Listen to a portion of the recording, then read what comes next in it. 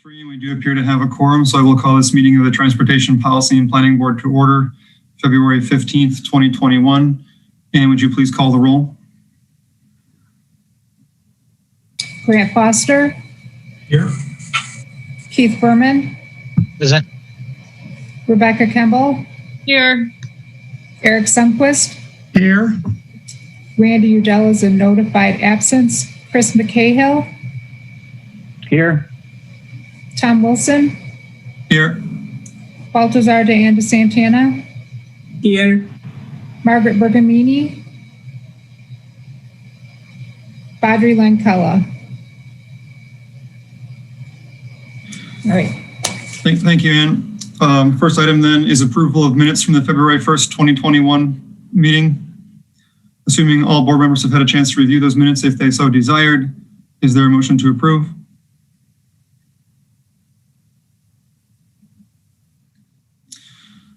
Motion by Chris, is there a second? Second. Second by Alder Kemble. Any discussion? Seeing none, all those in favor of approving our meeting minutes from February 1st, 2021, please unmute yourselves and say aye. Aye. Aye.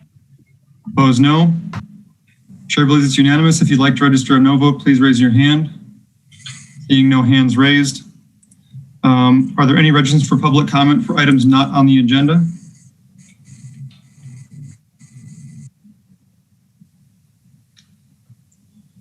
No, thank you. Are there any communications, disclosures, and recusals from members of the board? Please use the hand raise feature. Seeing none. Our first item this evening is Legistar 64184, thanking Robert Burke for his service. So of course, I've mentioned it before, but Robert served a 2-year term as our regional rep from 2018 to 2020. He is here briefly with us tonight. I'll just start by saying that thank you, Robert. From my end, I've always found you to be very polite, very engaging. I've found your comments and feedback to be on point and thought-provoking. And I've certainly gained something from your service to the board. So if you'd like to speak, you may go ahead. Okay, thank you. Yeah, I will make this brief. I got to serve a 2-year term plus a little extra. And because of that little extra, I actually didn't know when my last day was going to be. So I didn't really tell you all that I was leaving the board. So I just wanted to say it has been a great experience to have been invited to be part of the Madison TPPB. And I learned a lot. I felt like we did a lot of good work moving the ball forward, and I only see it speeding up from here. The first year especially was kind of a little bit of a learning curve, I think, for all of us. But I was really thrilled to have been invited to be a member of the board with you. And even though I'm no longer on the board, please feel free to reach out to me as a representative of the city of Middleton if there's anything that I can do to assist the goals of the TPPB. And thank you all very, very much. Thank you, Robert. Yeah, feel free to keep in touch with us as well. Feel free to register to make comments. We'd love to hear what you have to say on any of our future items. Looks like Alder Kemble, you have your hand up. Please go ahead. Yeah, I want to thank you, Robert, for really being our guinea pig. And probably 5 years ago, we started trying to figure out how can we get more of our metro partners on our transportation. Well, then it was at the TPC, Transportation and Parking Commission. And we, the city attorney's office will know how many, legal and mental gymnastics we went through to be able to make this a reality. And finally, we just decided, this and other considerations made us look at all of our ordinances.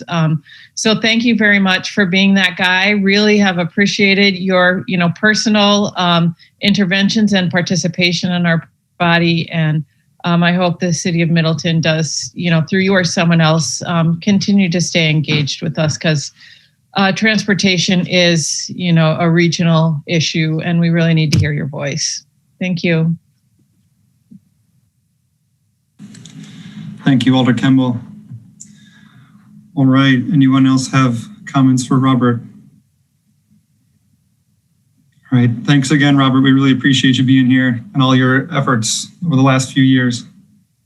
Take care. All right, it's a good way to start. Next item then is Legistar 64186, capital improvement ranking process presentation, I believe by Chris Pedikowski, and then looking for comments and feedback from the board. So Chris, if you're ready, you can go ahead. All right. Thanks, everyone. I'm just going to share my screen here. I'm Chris Pedikowski with the engineering division, and I'm going to be talking to you about transportation project scoring. Everybody seeing the presentation? Yep, great. So what this is about is the mayor asked engineering and transportation and traffic engineering to take a look at taking a way to try to document or score transportation projects. Primarily, we have been doing a lot of this work kind of informally in the selection of our projects. And what I've been trying to do here is to take a look at trying to document that process a little bit. In the past, a lot of the documentation's been focused on pavement ratings for street projects or utility ratings. And what I'm trying to do here is to incorporate some of the more informal things that we were doing with the program and try to document them a little bit more. So I have a quick presentation here. So again, how does a project get in the tip? There's a lot of different ways besides pavement rating or utility rating. We looked at our neighborhood development plans and development projects. We've implemented a lot of the requests from neighborhood resource teams for new streets or new connections. We've also coordinated very closely with traffic engineering and looking at safety issues that are observed throughout the city, and then also just bike ped transit needs as well. So what I tried to do here is to try to create a scoring system that kind of takes into account a lot of those categories. And ultimately, we want to kind of show, that we're implementing a well-rounded transportation improvement program. So as far as inputs, the categories I initially looked at here are pavement rating, safety, racial equity and social justice, or just equity, bicycle facilities, pedestrian facilities, failing underground utilities, green infrastructure and flooding issues, and transit. And I'll get into each one of these categories as I go along here. Pavement ratings is fairly simple and direct way to rate a project. Our pavement is rated every 2 years each. So we actually have someone going out and driving each street.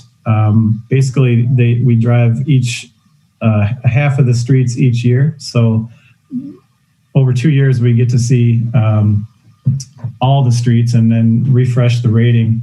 A 10 is a brand new street. So something that's brand new reconstructed would be a 10. Generally, a 3 is about the worst that a city street could get.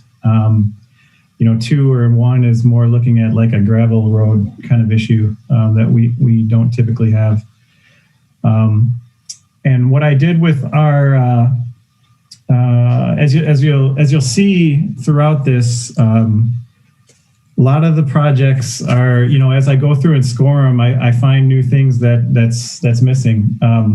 So one thing is missing facilities. So, how would you rate a missing facility? Right now, that gets the full amount of points in this current system that I have. So if the like for instance, a bike path, a lot of our new bike path projects are new paths, right? So we can't really rate the path. It's not there. So that missing facility would score for 10 points in this scoring system. For safety, I was looking towards the work that Tom's group's doing with the Vision Zero High Injury Network and trying to utilize this map on our projects. You guys are probably familiar with this. I imagine these presentations have come to you before, but there's the Tier 1 High Injury Network and Tier 2. There's also the geo-referenced fatal and serious injuries and the minor injuries. So using those items, I work to try to factor that into our projects. So, and here you can see on the right, a Tier 1 or fatality would score the full amount of points. And I should mention all of these categories get ranked 0 out of 10 or 0 to 10. And so Tier 1 and fatalities gain the most points in this category. Serious injury, minor injuries, or no improvements, score points as you go down the scale. And then one thing, as I was going through the projects, I realized the map doesn't really address, but I think is unique to our projects is in this middle category, I have a create alternate route to a tier. So for instance, our West Town path would be a new route, alternate route that would get you off of Mineral Point Road for biking. So although it's the West Town path itself is not on the Tier 1 facility, it creates a route that's alternative to that tier. So I thought that was worth showing points on the project. Lastly, this one's a little trickier than just pavement rating too, because it's a little bit subjective where we only want to issue the points if we feel that we can improve upon the current condition, right? So if you have a project on a Tier 1 facility and it's just a plain Jane resurface, we're not able to do much geometric changes that are associated with the crashes, then we would not issue the full points is what we're looking at here. Obviously, you wouldn't want to give it points for something that it wasn't improving upon. So that's a little bit tricky. This is not a full finished product here. This is kind of a check-in to get the committee's input. So as I mentioned, we'll keep working on this. For equity category, we were looking at using the American Community Survey data and trying to map the areas of the city that have higher percent people of color or higher percent below the poverty line. So in this case, if a project goes through these areas, it can score points. I think I have it on the next slide here. Yeah. So if it's in an area that's greater than 25% of either one of those categories, it would get the full points. We're also any project again requested by a neighborhood resource team would get the full points as well. One of the things that I noted about this category that was interesting was, we want to make sure we're doing, a good improvement for these areas, and some projects, like for instance our rural to urban program, where we install new curb and gutter, new sidewalks, which have assessments associated with those projects. We want to kind of keep an eye on those areas that we're not actually touching these areas maybe too much, because those assessments can be detrimental to those families and residents that are in those areas. In this year's program, as you'll see in the presentation, we actually don't have any. I'll back up a slide here. Our rural or urban programs are not in any of these areas, which was, I thought, maybe a good thing in that case. Alternatively, I'll move back again. Some of our decent impact but low to no assessment projects, like a resurface or chip seal, we are actually hitting these neighborhoods pretty well. So that's I think good to point out. Next category is bike facilities. So in the past, we've used resident requests, ALDA requests, the MPO bike network plan, and more recently the low stress report to identify our priorities. And so what we tried to do with this category was use the level of stress map, and so a project would score more with creating low stress protected facilities. So, if you can create something like shown in these images, like the side path on McKee Road, where there's very little driveways. It's a great bike and ped facility actually as well. Or on the right here, we have the parking protected bike lane on Bassett Street. So those protected facilities would gain you a higher level of points on the project versus a bike facility that's maybe just a regular bike lane on a more busier street. One of the other caveats with this is with the level of stress, a local street project that's very comfortable to bike on also would score points, and the highest level of points in this category. And that we think that's okay. That's that's creating it's also a street that creates a nice new pavement for a bike facility as well. And even though it might not actually even have marked bike lanes associated with it.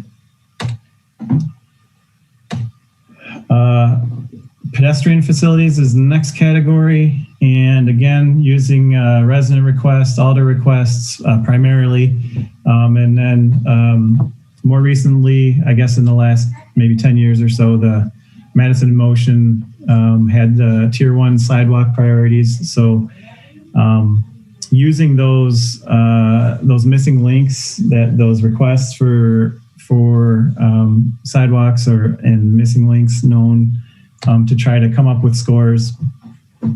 Again, as I was going through it, there's again a range of things that could score. So if you have in this case, I'm showing Tompkins Drive before and after our project where we added the sidewalk facility. Obviously, that would be there's no sidewalk now, and we would be implementing sidewalk, and that would get the full points. In some cases, there's sidewalk now, but the sidewalk may have been built in the 20s or 30s, and none of the crosswalk ramps are at ADA compliant anymore. So those kinds of projects where you have a sidewalk, but you're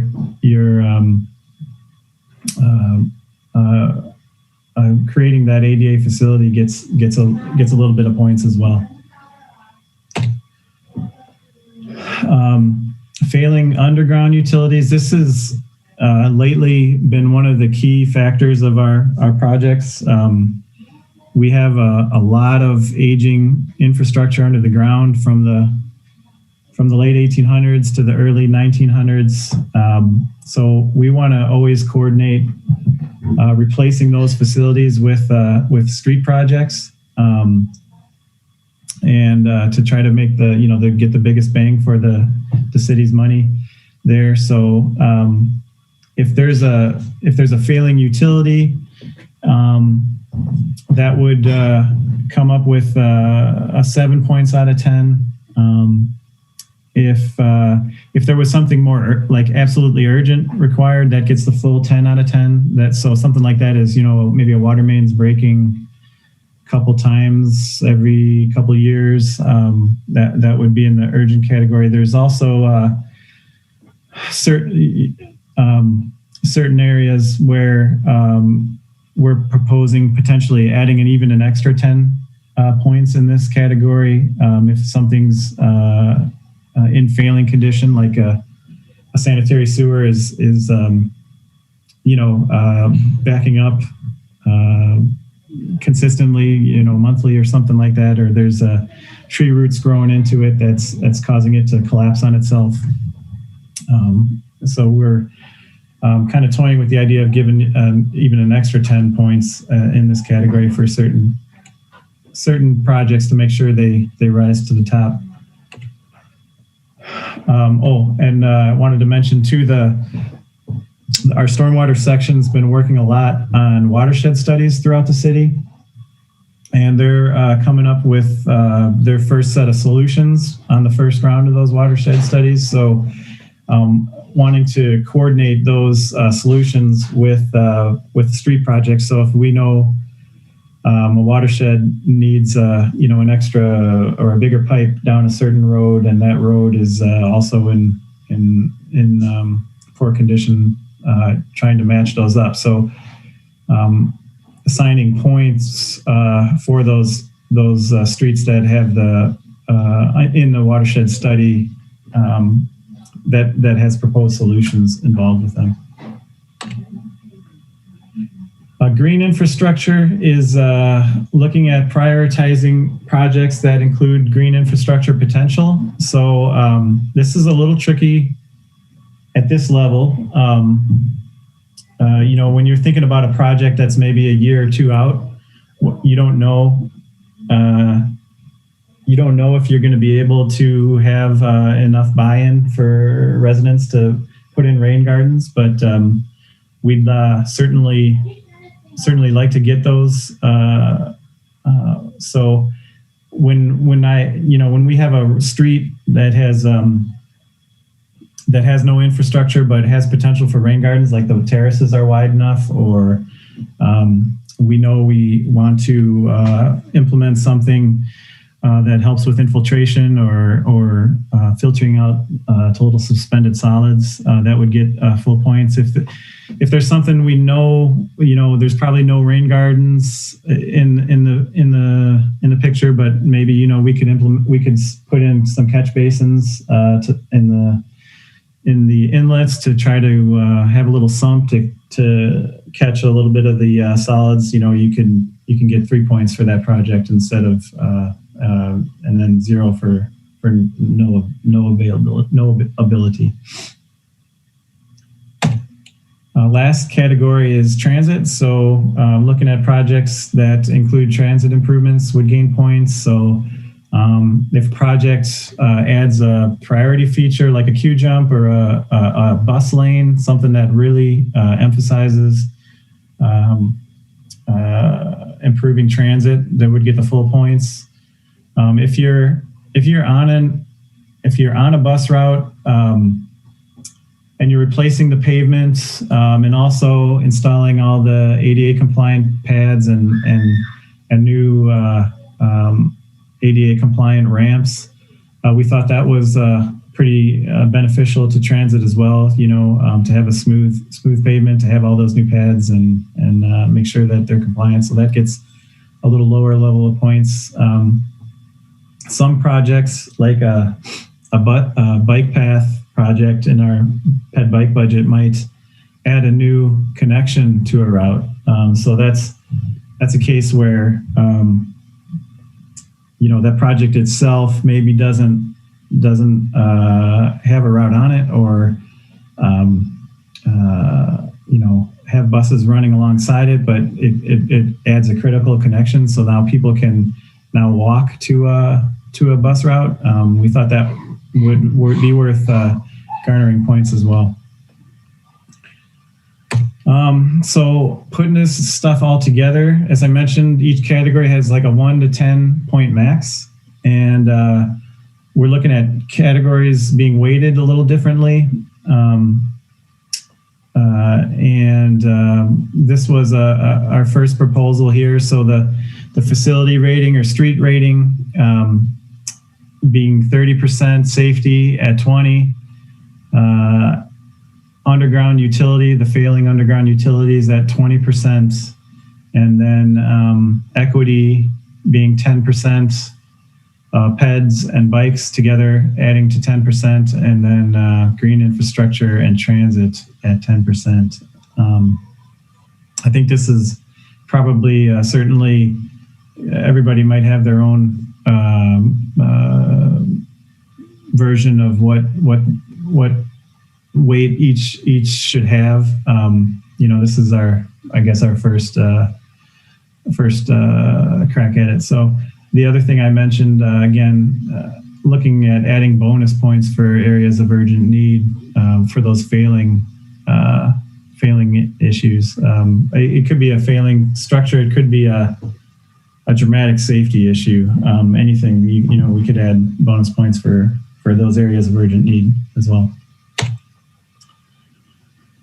Okay, so I don't have the full program here, but I just kind of pulled out a sample of the first 8 projects and looking at how they would score. So this, you can see, like for Blair Street, we had a facility rating of 10. So the project need, that pavement I think is a 3 out of 10. So that scores high there. There's a safety. This is kind of the tricky part with as I mentioned, with the safety. There's some definite things we're doing there for safety. We're adding a new signal at Main Street for people to cross.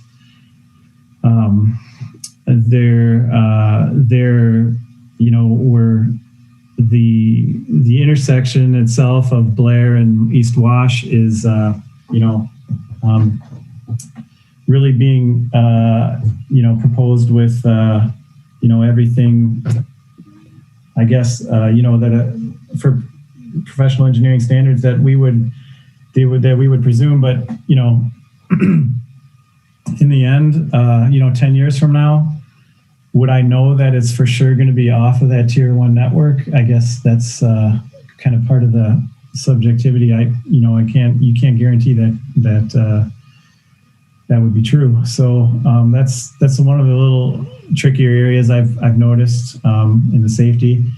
In equity, the Blair Street isn't an area that's greater than 25%. The bike facility is this one's a little tricky because there's 2 different ends, but we're not proposing bike facilities on Blair Street, so that indicates a high need. We are adding a bike lane on East Wash where there isn't a bike lane now. The improvement you can see in this second column, we've been looking at both the project need, but also the improvement. So are we, this is kind of what I was getting at with the point system. Are we really improving it? And, we might say we're fairly improving it in this case because we don't have the room on Blair Street to add the bike facility. For pedestrians, there are sidewalks now there, but the ramps are not ADA compliant. So it did get 3 points for that. We would get to an excellent condition there. Underground utilities, there are failing sanitary under there, under the street. So we would improve that to excellent. A green infrastructure, that's one of those ones where we just don't have room for rain gardens. It's a highly salted street, so we got to be kind of careful there, but we could put in catch basins to get you fair improvement. And transit, that would I'll be a new pavement with new boarding pads and ADA compliant sidewalks and ramps. So get to a good condition there. So I went through this and I actually went through the whole program and scored all of the 2022 projects or the projects that show up in the 2022 portion of the 2021 budget. And have a few takeaways so far. It's still draft. We're through a few iterations now. We're getting to the point where we're going around to some committees and trying to get some input to see if we're on the right track here. There's a few nuances to work out, like those project needs, as I mentioned, and how to assign points when versus the need versus improvement.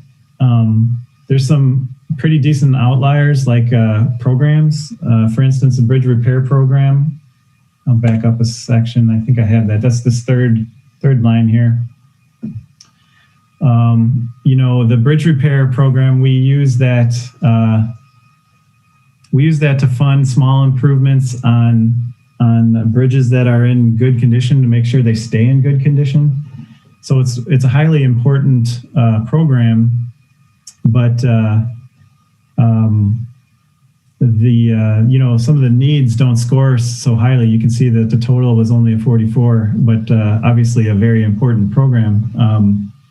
They're not needy for bike or ped facilities because in this bridge example that we're doing in 2022 is the Alicia Ashman Ped Bike Bridge. So that already provides excellent bike and pedestrian facilities, so it wouldn't garner those points.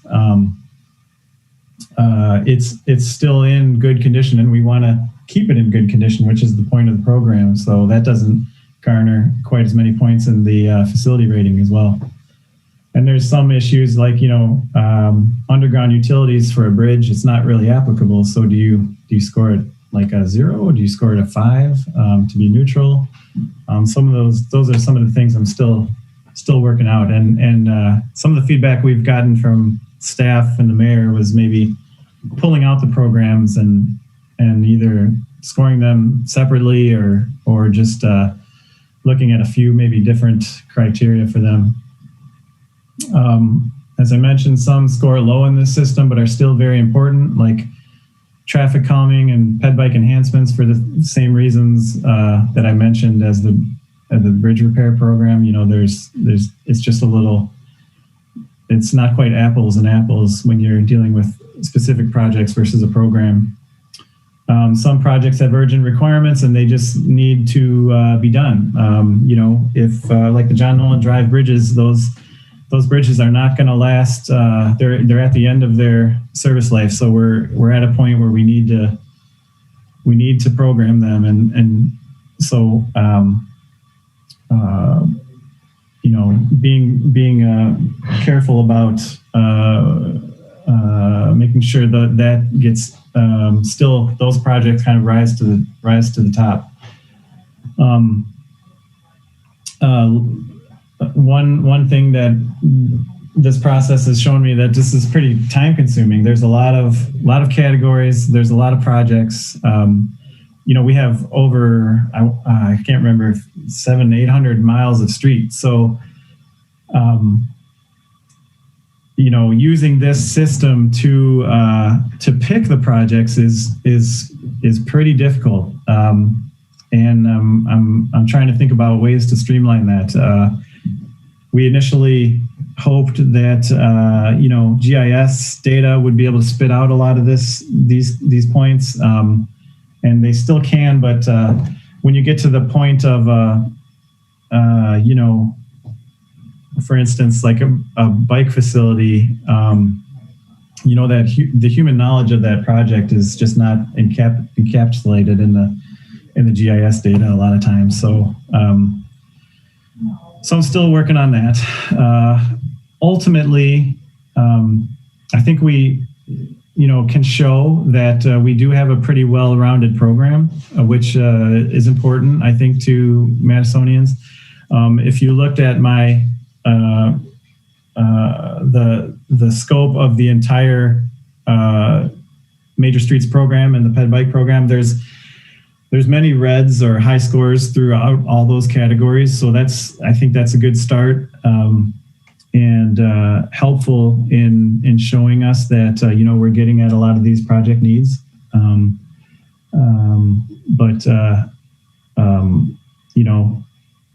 It'll be interesting to see how we utilize that data, either to make sure that we're touching on all those projects, or do we actually use this data to actually pick the projects, single out the projects for each year. So that's kind of some of the things we gotta figure out.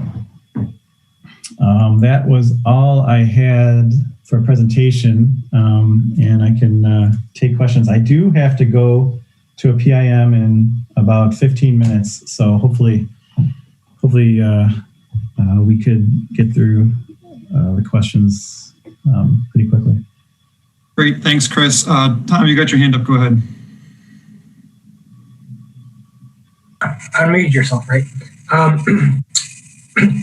Just a note, the high injury network is going to be revised. It won't have tiers. That's largely from some comments that Alder Foster made.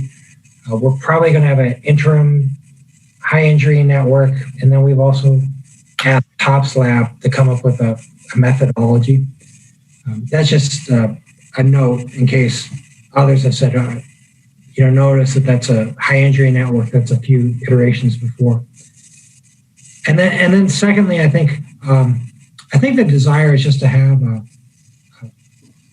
documented methodology for prioritizing projects.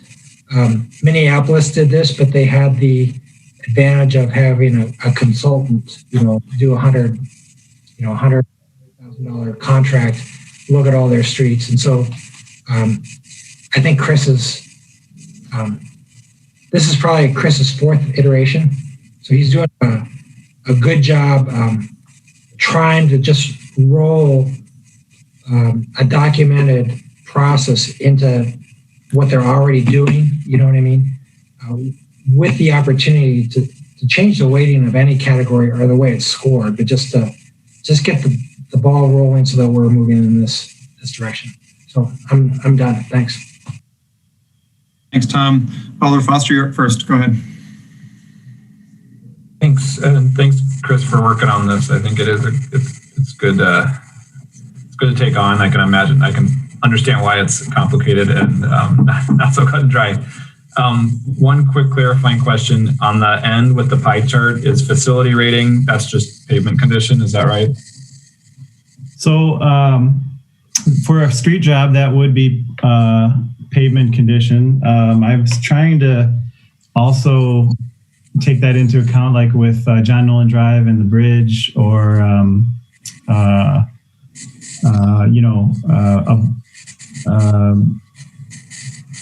yeah. So in most cases, it's usually a street rating, unless there's a structure involved. That makes sense.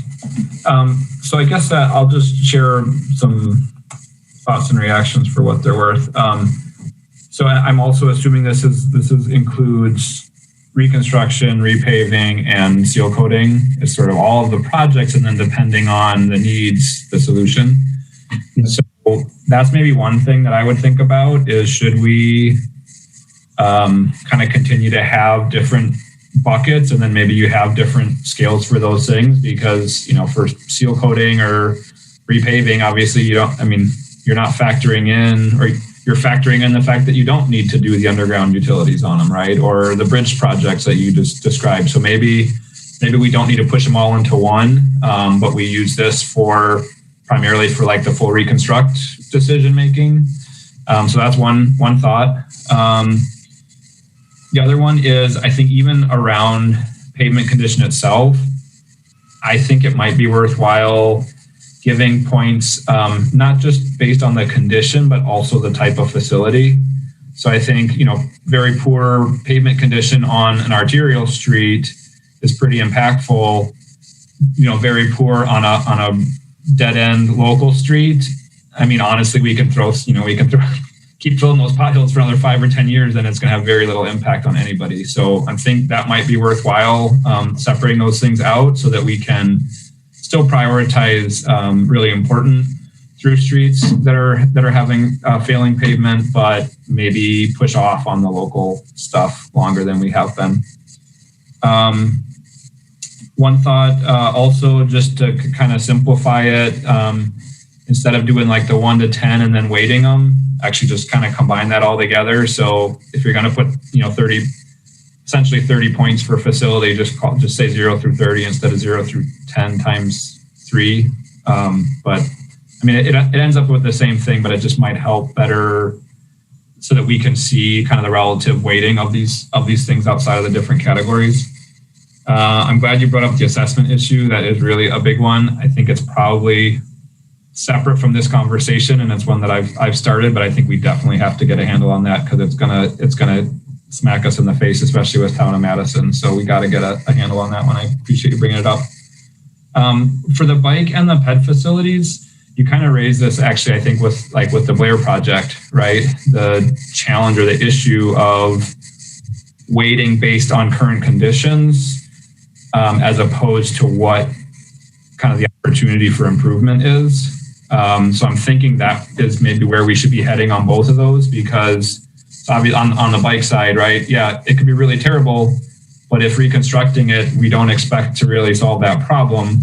It shouldn't get points weighted to get that done if it's not going to actually improve it. And other things might not be as terrible now, but if we think we can create a low stress facility and actually, close an important gap in the network, that should probably be rated pretty high.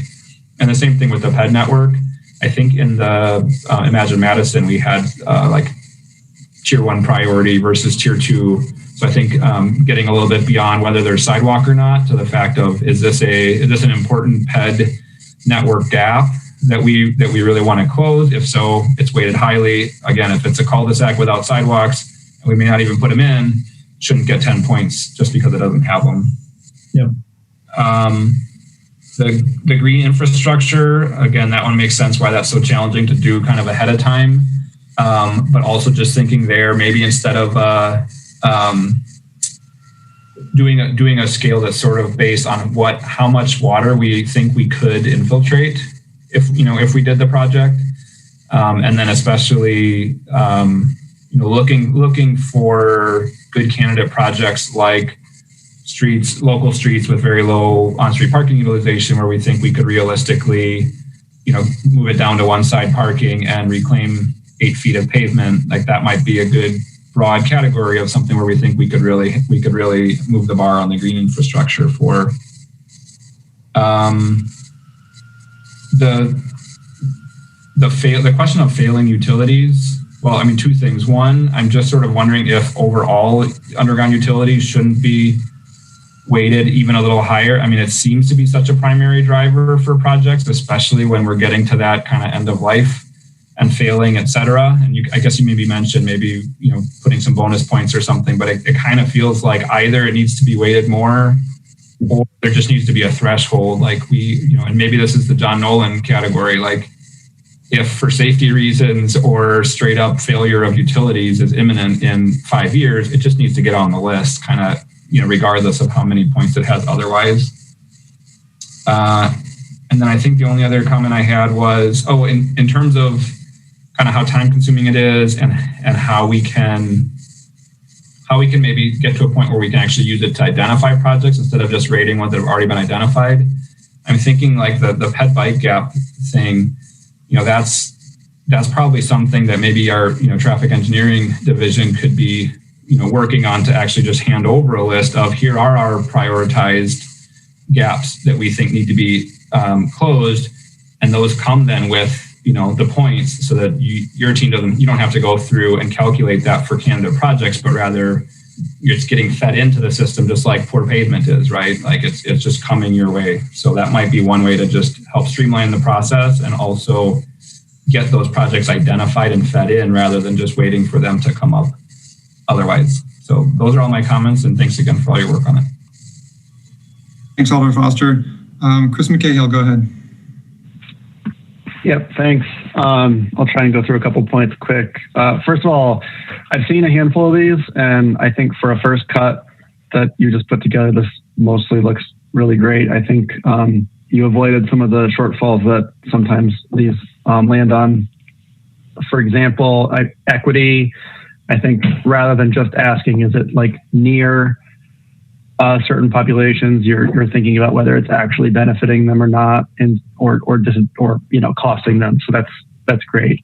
I think on how to use this, I think that's a good question. How it will play into the program. One of the things that seems clear to me is that not only will it be useful in rating projects that are on the books, but also looking at ways to improve them. So if you can introduce a low stress bike facility, then you can also bump up the performance of that project, and sort of check yourself to improve projects on the list, right? One of the points I wanted to touch on was this question of some of the projects that you said weren't scoring well, but they seem important, like traffic calming and stuff. I think one of the ways to look at it is that a lot of those projects may not be that expensive.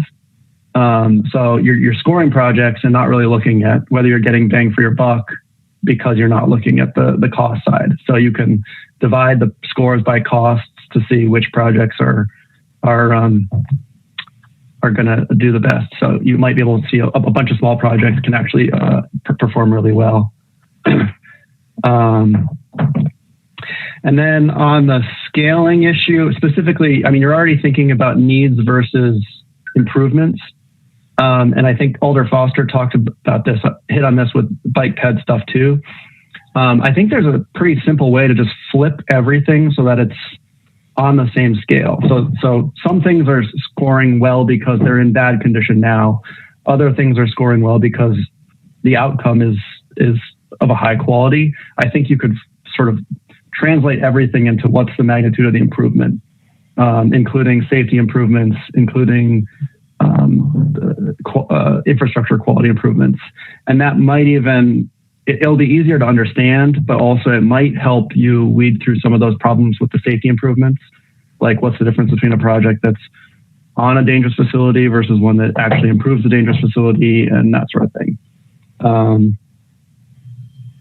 Yeah, I think that's probably the big ones for me. So if I didn't take a couple of Eric's, I think maybe he was next in line, so I'll pass it along. Thanks, Chris. Eric, go ahead. Doesn't mean I can't repeat it and really drill it home. No. Yeah, Chris and I work together, so some of what he said I was going to say, including the dividing by cost, seems like a relatively simple way to get at the scaling problem in some cases. And between him and Grant, most of what I was going to say has been said. It is a tough problem to deal with, the sort of asset management deal, and how to look at new capacity versus maintenance, and separate buckets might be a way, except a lot of these projects provide both things, so it's hard to separate. And I don't know if you can get to an avoided cost assessment for the maintenance stuff, so that sort of would allow you to bump up the bridge repairs and stuff like that might not score a lot in the way that you just showed it, but if if you're avoiding millions of dollars of cost for a bridge that might fail otherwise, or a sewer that might fail otherwise, even if you can do that by orders of magnitude, that might be kind of an apples to apples comparison. And then finally, in the weighting, it's going to be a policy judgment call there. I don't know if it's in the wheelhouse of engineering to be able to say this, but what I've seen other departments with, that tend to have hundreds of people who do this stuff, state DOTs, they'll say, well, if we back off the money that's going into pavement, then over time, our pavement rating overall is going to be, this level. Or if we add more, it'll be that level. So if there's even a educated way of saying, what is it? If our facility rating, if we stop putting so much money into paving, does that mean everything just goes to hell right away? Or is it just, a incremental decrease in IRI? That might make it easier to for people to get their heads around to sort of finalize this or weigh in on the policy judgment. So that is it for me. Thanks, Eric. That's all for board members. Tom, I see your hand up, so go ahead. And then I think Chris has to go. Yeah, so the reason why everything is weighted has a 1 to 10 scoring and a different weighting. I actually asked Chris to do that because I anticipated that the board might want to increase or decrease the importance of different components of the scoring. Let's say the way his worksheet works is that if we wanted to increase safety to 25%, he could do that, and it just kind of flows out. And so so I'll take maybe the blame for that because I asked Chris if he could do that, anticipating that you may want to change that. And then also, I think I might want to echo what Eric said, is that there's reasons why the facility rating oftentimes is quite high, and it's because the pavement deterioration kind of has an exponential curve, and when it starts to get bad, it goes bad quickly. And we can have future slideshows regarding that. For instance, Minneapolis has over 50% of it is associated with facility rating, and there's various reasons for that, and those could be discussed. This board may want to suggest that, based on those discussions, many of these different categories could be altered, based on how you feel. So thank you for letting me make a comment. All right, any last minute thoughts before Chris has to go? We can, of course, continue discussing it if we would like, but all right, thanks, Chris. All right, thanks. I think just next steps for me are keep working on this a little bit, and the mayor suggested that I bring this to a few more committees and get a bit more input on it, and we'll keep working on it, and I'm sure you'll be seeing it again. Great. Thanks again. Thanks. All right. Any further comments about this item? Questions that Tom might be able to field? All right. Seeing none. The remaining items we have for the evening, all but one of them are pretty much just Tom or I. The one item that we do have a staff person here for from the attorney's office is our parking policy discussion. We have Attorney Edmonds here from the city attorney's office. So in the interest of being respectful of their time, would we like to move that item up next and deal with the rescheduling and our work plans after that? Go ahead, Margaret. You're muted, Margaret. Yes, I would move reordering the agenda to take that item first. Thank you. Is there a second? Looks like second by Alder Foster. All those in favor of moving item 8, our parking discussion, up to, or moving it up to next, please unmute yourselves and say aye. Aye. Aye. Aye. Opposed, no. Chair believes it's unanimous. That is done. Okay. So then this item is Legistar 64191, future parking policy desire discussion. As you all know, we've been talking about parking quite a bit, and we talked about it last month, asked some questions. As I mentioned, we do have Attorney Edmonds here on the call with us to continue this discussion. Attached to the item in Legistar, if you took a look, were 3 documents. One of them was a draft of responses for some of the questions that we asked last time. There's another document that sort of outlines our existing parking tools, the different programs that we have. And then there's another document with some notes from parking discussions that have already taken place, and some notes from a stakeholder workshop that took place in July of 2019. So I guess we could start off with questions for the attorney on either things that we asked about before or anything that's on that document. Alder Foster, go ahead. Yeah, well, I was actually going to suggest maybe, I mean, if people have questions for the attorney, we can start there, but I was going to actually recommend that I think we need to kind of push ourselves into defining the desired policy at a high level. I think we've had a lot of discussions about it, and we got a lot of feedback about what we can and can't do. And I think it's good to have Attorney Edmonds here to answer questions, but I feel like we've kind of gone a little bit the opposite direction and just focused too much on what we can and can't do. And I think it might be time for us to just try and nail down what it is we want our parking policy to be, and then work through the details of what's possible or not. So that would be my suggestion. Okay. Then let's begin that discussion of what we want our parking policy to be. Tom, I see your hand up. Go ahead. Yeah. So what we did is we did have this discussion in December of, if we wanted, if we had our choice for our parking purpose, what would it be? And so I have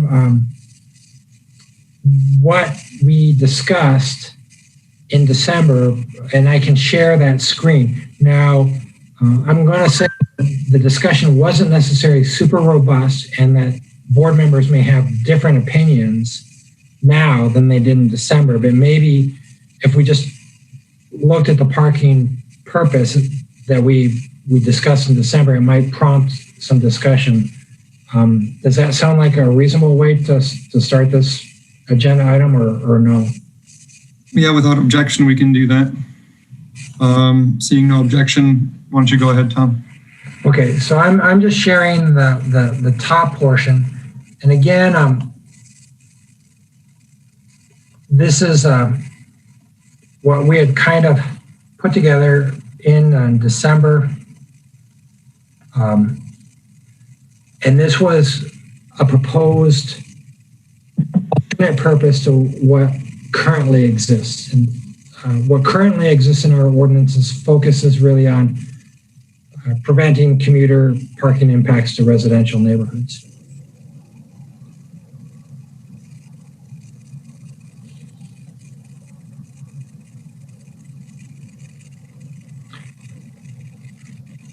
Would it be helpful for me to read it? Or that's maybe a little bit.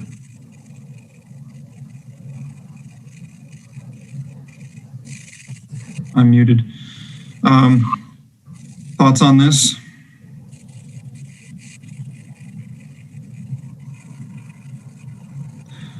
From my own notes, we have talked quite a bit over and over about making changes to the programs, to reflect need and what that actually means. The word need actually means.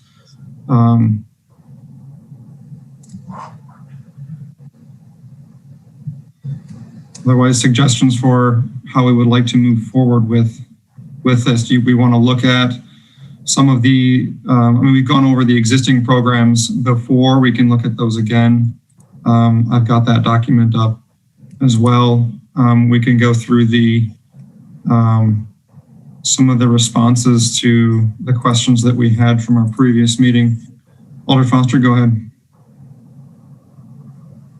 Thanks. So I guess where I'm at is imagining what this, what new policy should be, because really the only policy that I'm aware of is our residential parking permit program policy objective, which does not, that certainly does not resonate with me. And then we have, I mean, even in our adopted policy documents like the Sustainable Master Transportation Plan, there's really not much mention of parking. So I guess my big picture goal with this is to actually get something on paper that states what our policy is, and we probably, and then forwarding that to the Common Council and actually get either approval or debate and changes, and actually get a policy on paper, kind of separate from the implementation questions. So I think I guess three main points that I think I would suggest that we consider in that is, number one, some statement about the overall availability of on-street car parking. So this is going to come up in our Complete Streets project, right? When we're talking about modal hierarchy and all of that, it's come up with all kinds of projects, and it's sort of, everybody thinks about it, but we don't have an actual policy statement about it. So I think something that just acknowledges that on-street car parking is one competing interest for our public right-of-way, and that our policy is to balance the need or the demand for on-street car parking against the rest of the demands for public right-of-way space. So that might seem really simple and obvious, but I think it's worth stating. And then the second one is, once we determine how much space we want to allocate to on-street parking, I think another policy statement is that that our public policy is to try and manage that space to the kind of greatest public benefit. And within there, that can include a number of different things that some of which are on here. So I think things like ensuring that residents that don't have access to off-street parking and have historically depended on being able to park their car on the street, that would be something that we could consider in terms of how we allocate the on-street parking space that's available. This question of needs of businesses and customers to be able to park there, the needs or demands of commuters, including students that are going to West High. I think that's our opportunity to kind of lay those out, and we can later kind of give more or less priority to those different things, and we can try and address those through our actual permitting programs. But so those are kind of the two big points that I think we need to clarify and start getting on paper. And then the third one is what has come up a lot and why we're kind of urgently working on this, which is the question of TDM and promoting sustainable development, that last bullet that's on there. And just ensuring that, assuming those two first points are agreed on, how do we also ensure that our parking policy and how we're managing it doesn't get in the way of and actually supports infill development and sustainable development. So those are kind of the three big picture points that I think we need to start getting into an actual written policy document.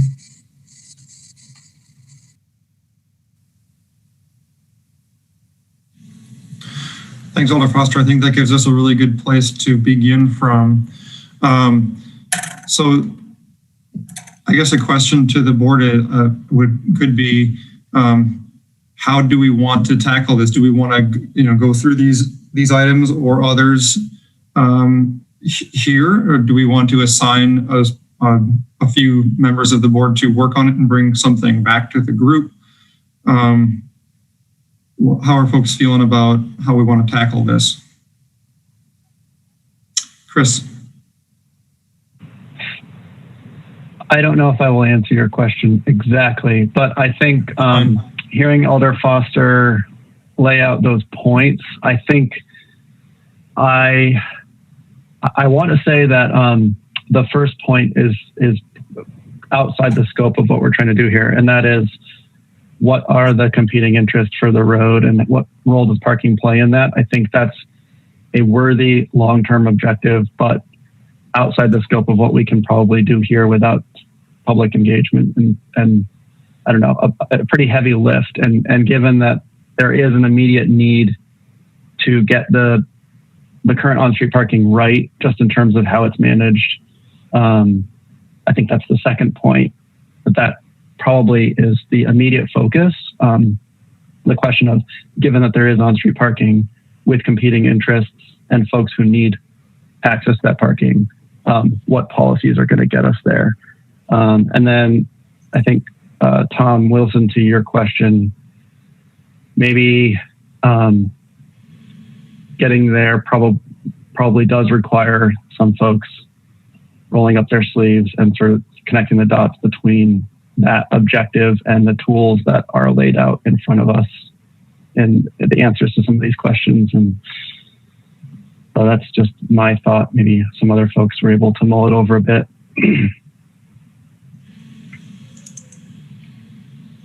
Thank you, Chris. Eric, go ahead. So I'm, agnostic in terms of the process and what others want to do, whether this is an assignment and it comes back. I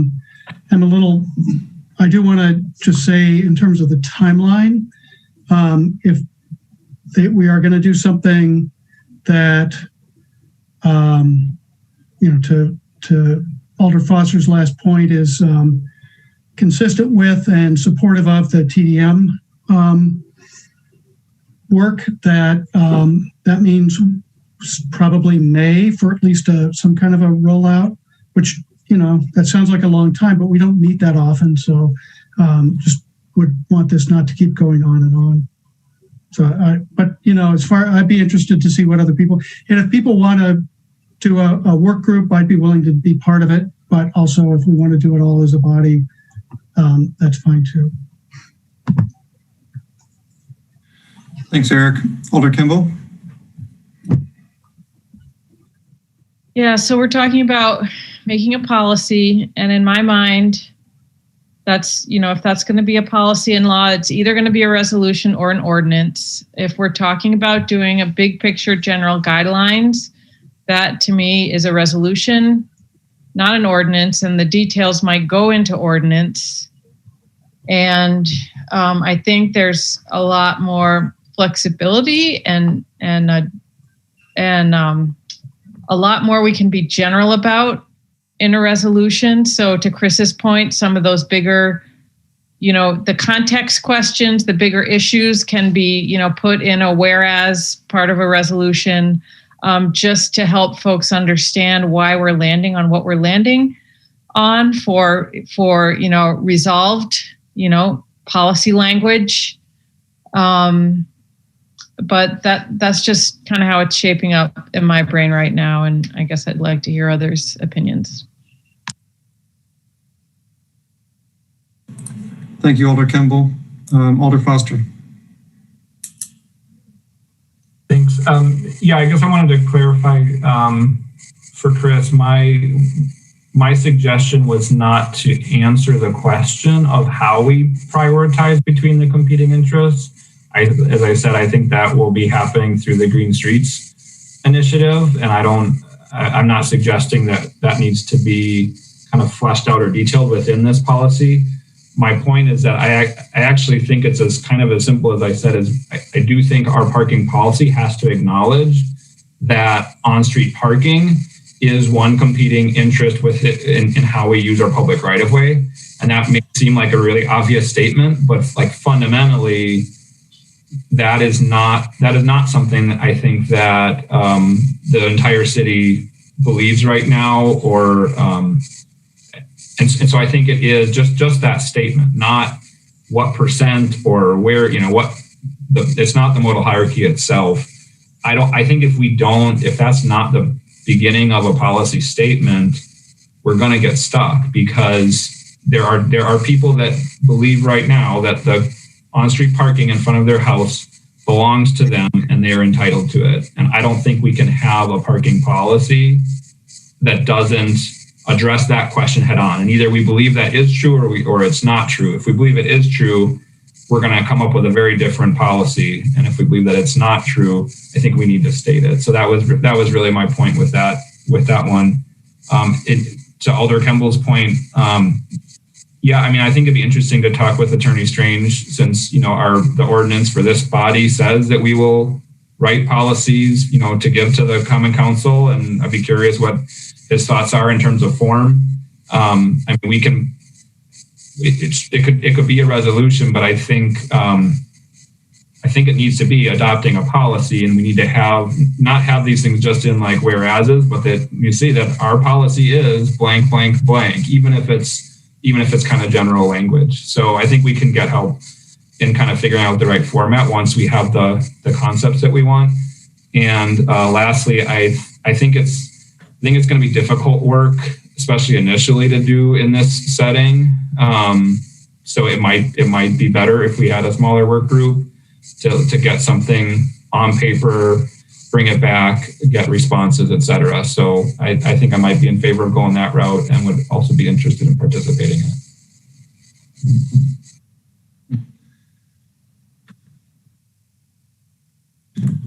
Other thoughts, either on anything that's been mentioned or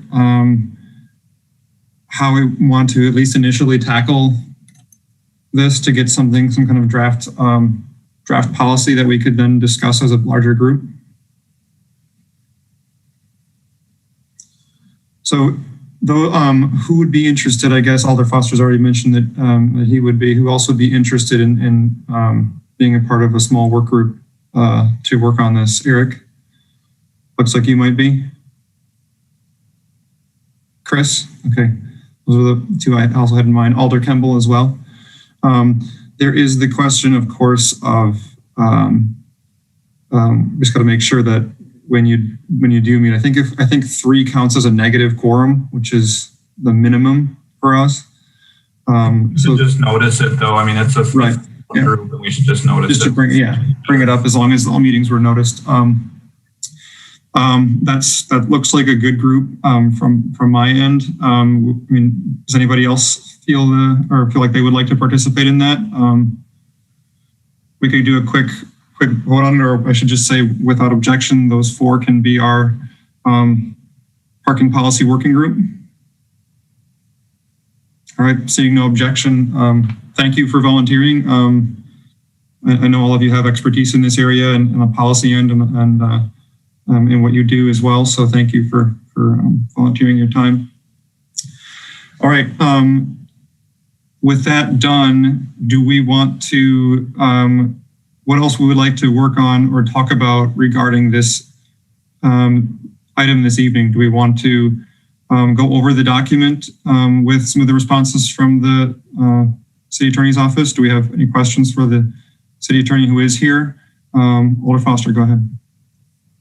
I was just going to point out one of the other things that kind of talked about was once we have just this kind of high level policy document and some agreement, that a good way to work towards implementation rather than trying to bite off the whole city and do it all at once would be to focus on like 1 or 2 neighborhoods and specific examples where we could then work to implement the policy and figure out what are the actual what's the permit program or whatever, what ordinances would we need. And I think a couple that were suggested would be the like Hill Farms area, obviously with a really large development happening that way. And then I think the Tenny Lapham neighborhood was another one that has kind of gone through a big transition with high density housing coming in. So I guess just to have that on, get people's thoughts or reactions to that would that be a useful way to approach it once we have some consensus on kind of the overall policy direction. Great, thanks, Alder Foster. All right, I guess I'll ask one more time. Any additional items or questions we'd like to cover tonight? Any questions for the city attorney? Any other items on those documents that were posted to Legistar that we'd like to go over? I feel like at this point, we're just, the working group needs to get together and get going, and then we can go from there. All right, seeing none. Thank you, Attorney Edmonds, for being here. We really appreciate your time. Oh, all right. Bye. All right. If there's nothing further on that item, let me shift some screens around here quickly. All right, then we will go to Legistar 64187. Oh, I'm sorry, go ahead, Alder Foster. Yeah, I was just in the same vein as your last one. It looks like Mike Chickvala might be with us. I don't know if he was here for the State Street one, but if so, maybe recommend that one up as well, just to not take any more of his time. Yeah, thank you for that. All right, well, why don't we just, without objection, let's just do that.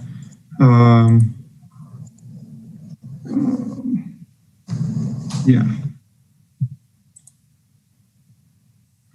All right, Mike, are you there? I am here, but I'm kind of in listening mode. I think this is Tom's thing, right? Yeah, I was going to give the presentation on this. However, Mike might be giving it to the Downtown Coordinating Committee on Thursday. So he was here as an observer. But he might like to go have dinner as well. So if you want to take it out of order, that's fine. Yeah, without objection, we'll just do that. I don't know if that makes much difference to the rest of us. All right, so then our next item will be Legistar 64238, Downtown Transit discussion. Okay, I'm going to share screen. And sometimes doing PowerPoint on Zoom is strange because sometimes the slides don't advance, if you know what I mean. So if they don't advance, please let me know.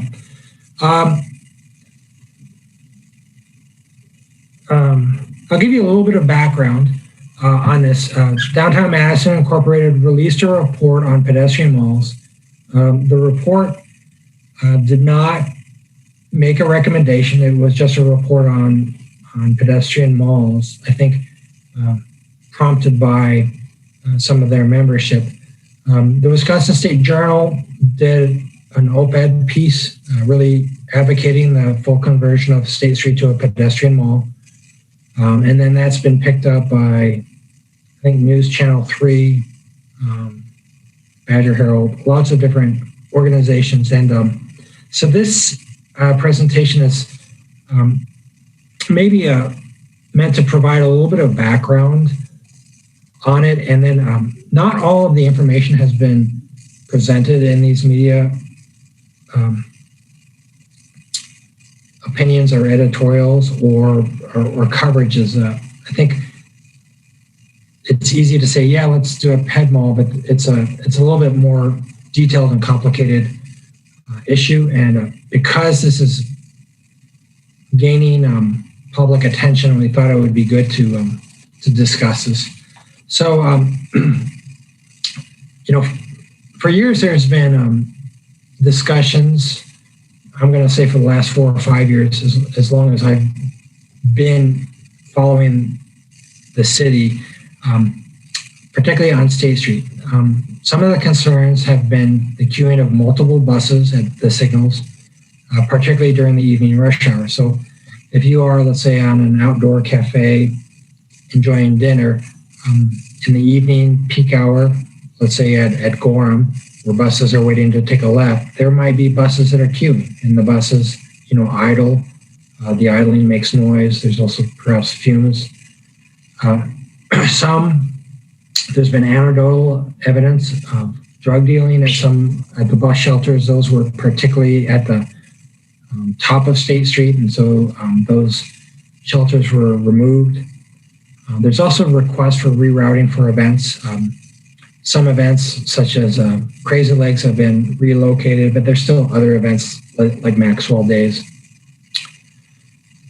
Just so you know, in 2019, which was kind of the last normal year, we had about 621 buses per day, and that included kind of the day-long span of buses, as well as I'm going to call them commuter buses that were running mostly just during peak hours. So this is the picture of the editorial, transform State Street into a promenade. I think the desire is that, this businesses on State Street have really had, I'm going to call it a triple whammy. They have online retailing that is really competing for the things that they do. They've had this COVID-19, which has really diminished foot traffic as well as patrons. And then a lot of the protests that were organized over the summer kind of centered on the state streets. So they realized some of the damage from the protests. So the Wisconsin State Journal, said, let's change this. Let's take all the buses off State Street and let's just make it a big promenade. Okay. So first, we're going to start by saying that, Metro understands the challenges. We don't experience the same challenges as the State Street businesses, but we understand them. We can't experience them because, we are not the business owners, but we understand that this has been a rough year. It's been a rough, I might say it's been a rough 5 years, but this past year has been very difficult. And so we are trying to do things to decrease the noise impacts and the route impacts. 2020 has 30% fewer buses than in 2019. Okay. And then the Transportation Commission just last Wednesday heard testimony on a bunch of route changes that would remove about another 30%. So what does that mean? Mike gave me these figures just this afternoon, so we can ask him. But on a weekday, daily volume in 2019, State Street would see 617 buses, right? In 2020, that's 436. And then with the proposed changes, with the commuter routes removed, that'd be 321. So what that means is that really State Street would see about 9 buses an hour in each direction. Okay, and because some of the routes that are being removed are actually commuter routes, which occur during the evening peak hours, which I think seems to be of concern. There will be 40% fewer buses during the peak periods. So basically, while we had a fair number of buses on State Street, let's say in 2018-19, not all of those buses need to be on State Street. The bus stops on State Street receive, fairly high boarding volumes, not quite, but comparable, almost as much as, let's say, the ones around the square. So they're important. But we don't need to have all the buses on State Street that we have. And so we're trying to address some of the concerns. One thing that we are concerned a little bit about is equitable access, and that we want State Street to be a place for everyone in Madison to enjoy, just not people that own a car. So in the City of Madison Comprehensive Plan, Strategy 7, says in the land use and transportation portion of it, says to maintain downtown Madison as a major activity center for the region while improving access and inclusivity. And we feel like buses are part of that access and inclusivity. If we remove buses from State Street, you still will be able to get to State Street from a bus. You would just get off on University or Gorham or Johnson, but it's just a little bit less accessible, right? It's a little bit more for people that have a car and a little bit less for people that don't have a car. The Downtown Madison Plan in 2012, also stated to, improve transportation accessibility and make it easier for employees, customers, and suppliers and others doing business to get to and move around within downtown.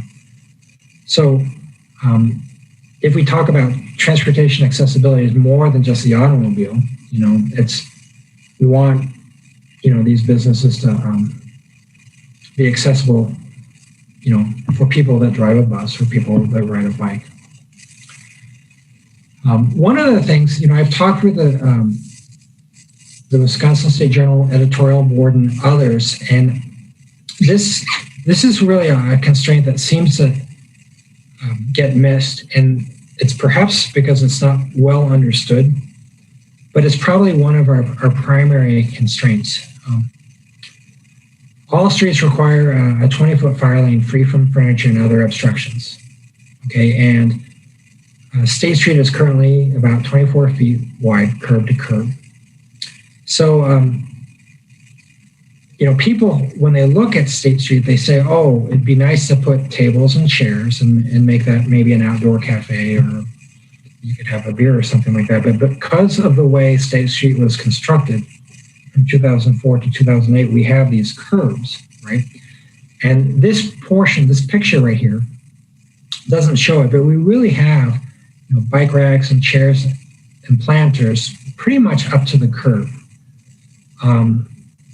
And so that of the 24 feet that's available from curb to curb on State Street, 20 of it has to remain clear of like clothes racks, tables, chairs to maintain that fire lane. So if we were to look at it in cross section,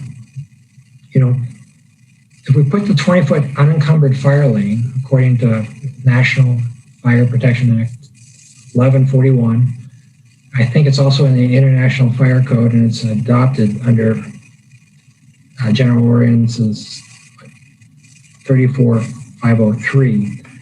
We really only have 4 feet available. If that's if we shift it to one side. If we split the difference so that both sides have an equal part of the unencumbered 20 feet, then each side only gets 2 feet. And so that's a difficult space to really use efficiently. If I look at some of the sidewalk cafe or the streetery out by Pinckney Street, for instance, a typical table setting is 9 to 10 feet. So the 4 feet doesn't really accommodate a table setting. I think there. And a lot of the pictures in the editorials are showing a much wider street. And they're saying, why don't we make State Street just like this street? And some of the pictures they show are either King Street or Pinckney Street. The problem is that they're really different streets. Pinckney Street is 42 feet curb to curb. And so that means if you have the 20 feet that's unencumbered, you still have 22 feet that's left for a streetery. And that's a considerable amount that the adjacent merchants can use. And that's a good thing. That's a good thing. We had explored to see if we could make the 20 feet reduced to 16 feet, perhaps. And the 20 feet is really just pretty hard and fast. It just is not a negotiable. And so a week and a half ago, I went out there with my wheel and I said, well, Pinckney Street is the fire lane really 20 feet. And with my wheel, it really is. It's kind of how our streeteries are developed. And so while this provides, the streetery and the fire lane, it provides a lot of opportunity on our wider streets like King Street or Pinckney Street, some of the other streets. For State Street, there's just not a lot of places to move, to provide portions of the street to be more accessible and usable. With a pedestrian mall, success is not necessarily guaranteed with the pedestrian mall conversion. And I feel like DMI, the report that DMI wrote was pretty even-handed. If you look at their research they cite within the paper and then also in their bibliography, really has mixed results. One of the papers, Judge from 2013, that was for a Fresno mall. They reviewed about 200 pedestrian malls, and 89% of those pedestrian malls were removed. And there was a variety of reasons, And then this other one, American Downtown Pedestrian Malls, Rise, Fall, and Rebirth, that paper says, American cities have now understood that pedestrian mall alone, that shouldn't be alone, but alone cannot revitalize the downtown. The successful creation or upgrade occurs with other downtown improvement strategies. One of the some of the challenges that we've seen basically are how to do with current pedestrian areas in State Street. Right now, we have 4 pedestrian areas that are on State Street. We have the Library Mall, Peace Park,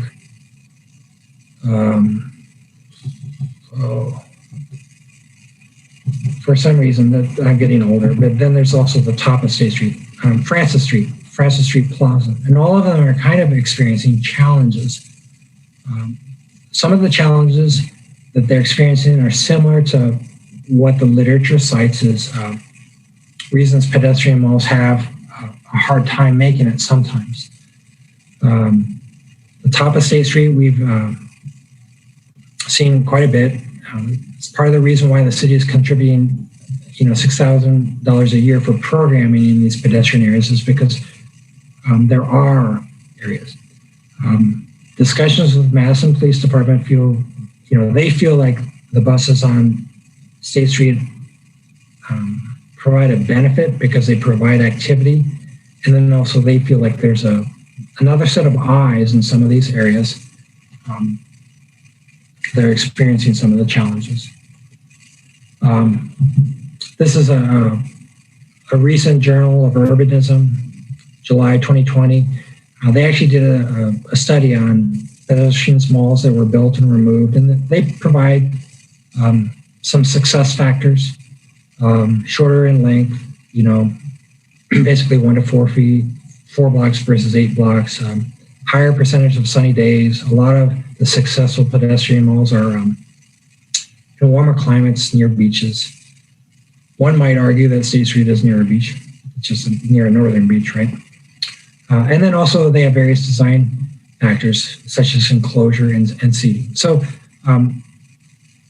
there are successful pedestrian malls, but it's not a given. It's not like you create a pedestrian mall and then everything succeeds. In fact, a lot of them, particularly the ones built in the 1980s, haven't necessarily succeeded. So there are some financial consequences, and I don't want to overemphasize this. Policymakers get to determine our priorities, but right now, Metro receives over $100,000 annually from FTA fixed guideway funds for State Street. So we receive about $900,000 a year, of which about $100,000 could be probably directly attributable to State Street.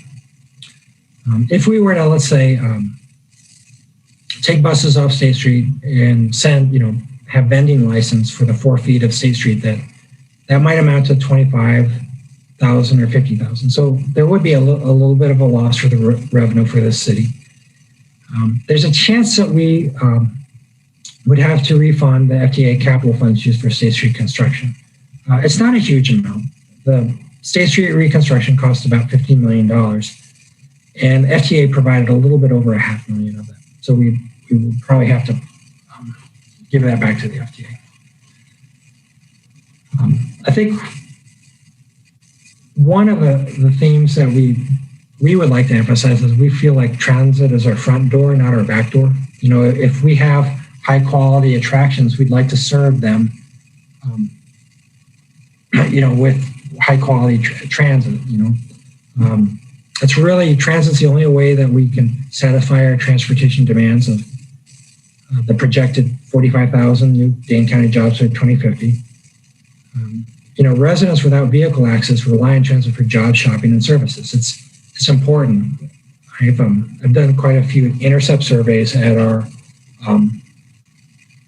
transfer points, and when you ask, what are you doing? Why are you using the bus? The answers are really great. They're using the bus because they need it to get to their job, and it's our transit system could be doing better, but it's serving a lot of people that have really important needs, and it's just a good thing. World-class pedestrian malls such as Times Square often have first-class transit. So,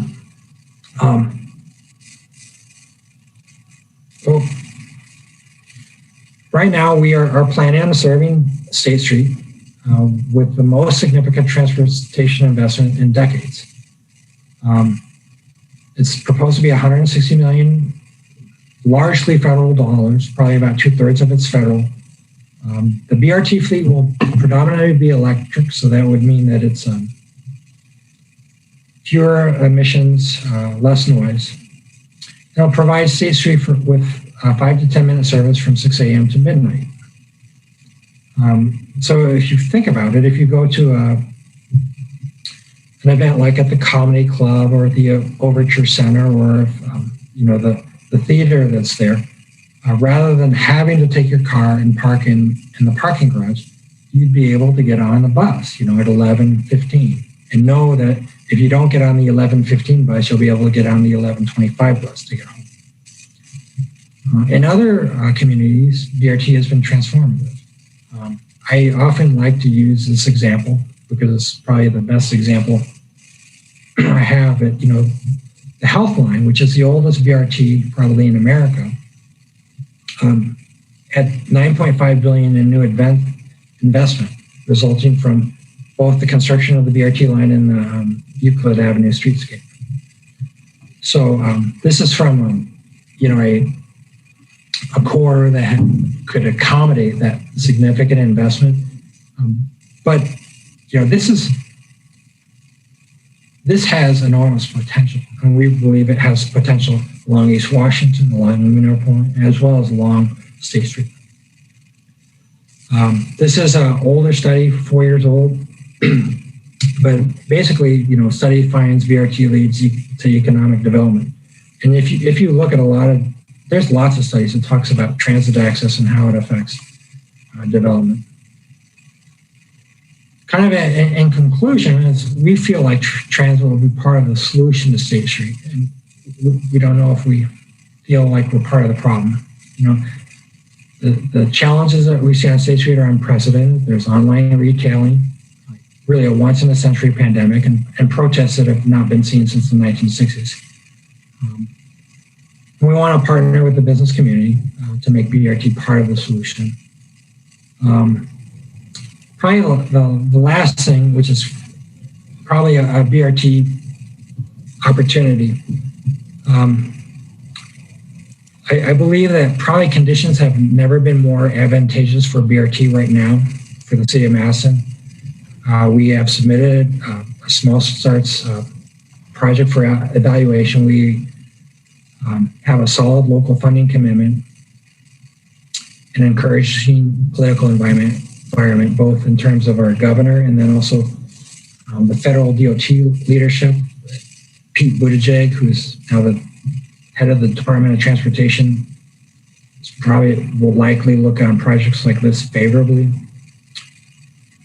Because of the cogs in the wheel, the environmental document, the design, the right-of-way acquisition, and then the construction, BRT implementation occurs every 4 years after the final alignment is approved.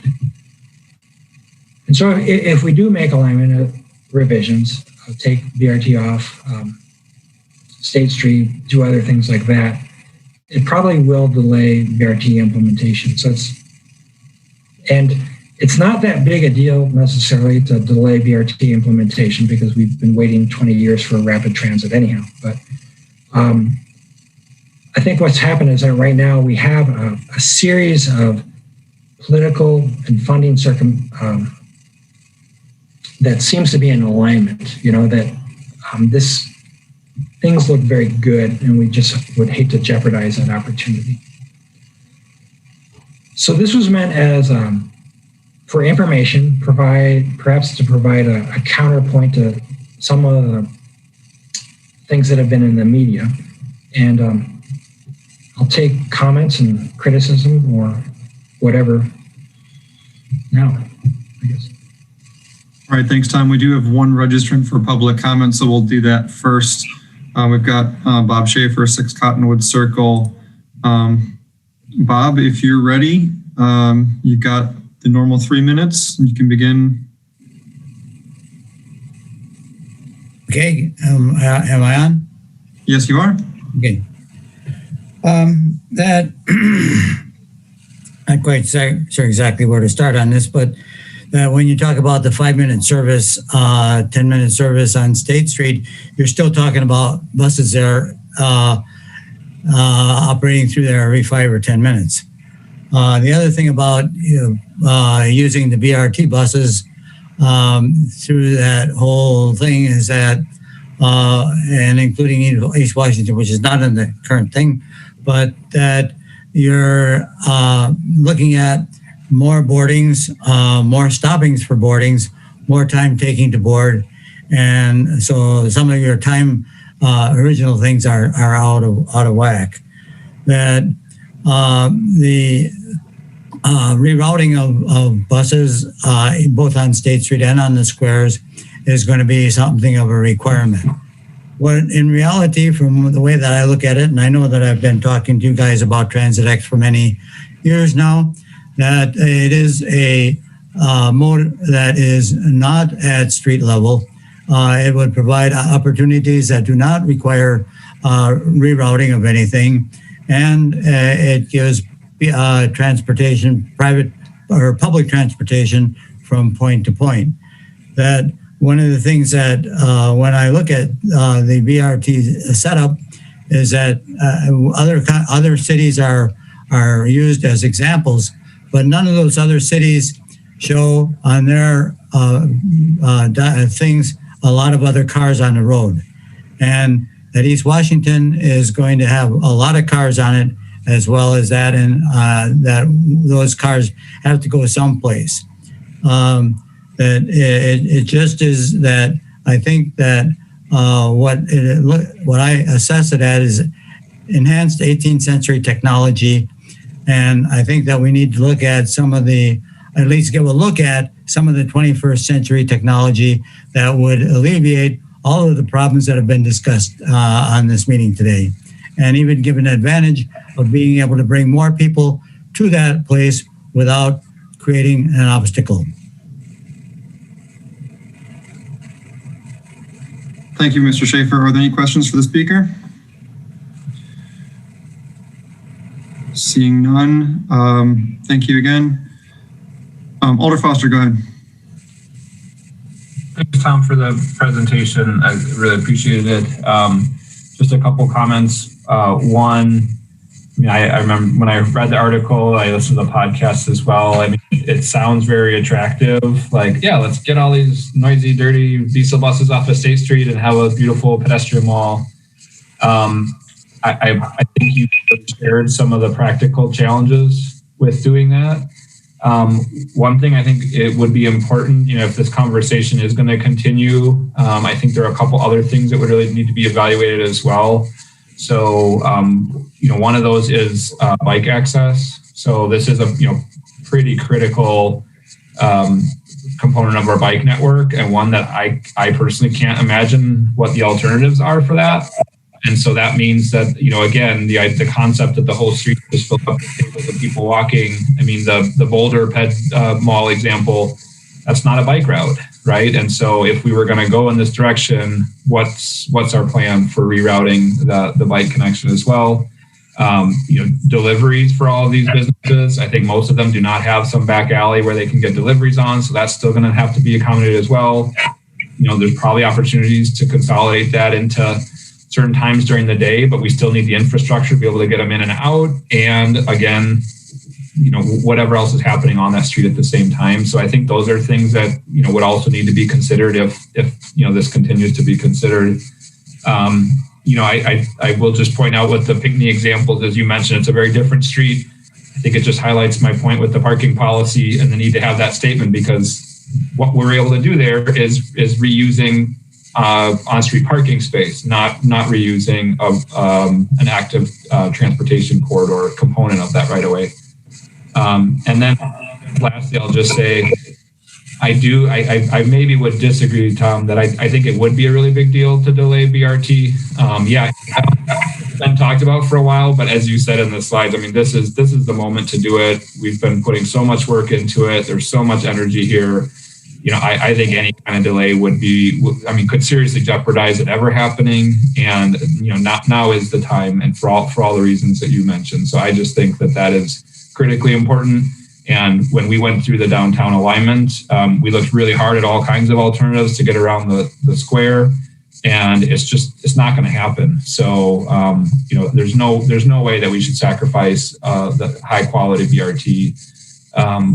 by trying to get them off of State Street. So just thanks again for bringing all that information to it. And I guess lastly, I'll say maybe we could prioritize the buses that remain on State Street to be some of the first to get converted over to electric, because I think really pulling the fumes and the noise component out would do a lot for the experience of those that are dining outside.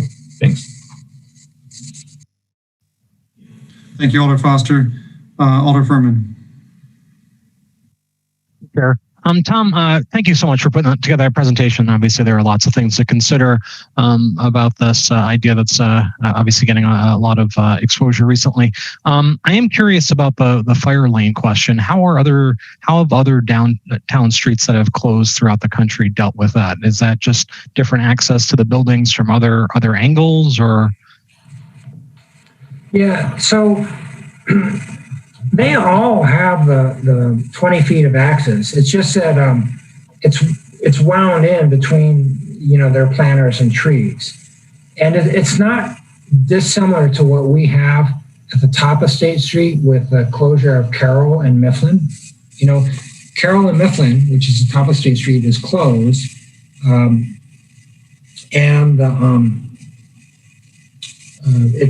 It's not at street level, but it's at curb level, right? It's all a pedestrian mall.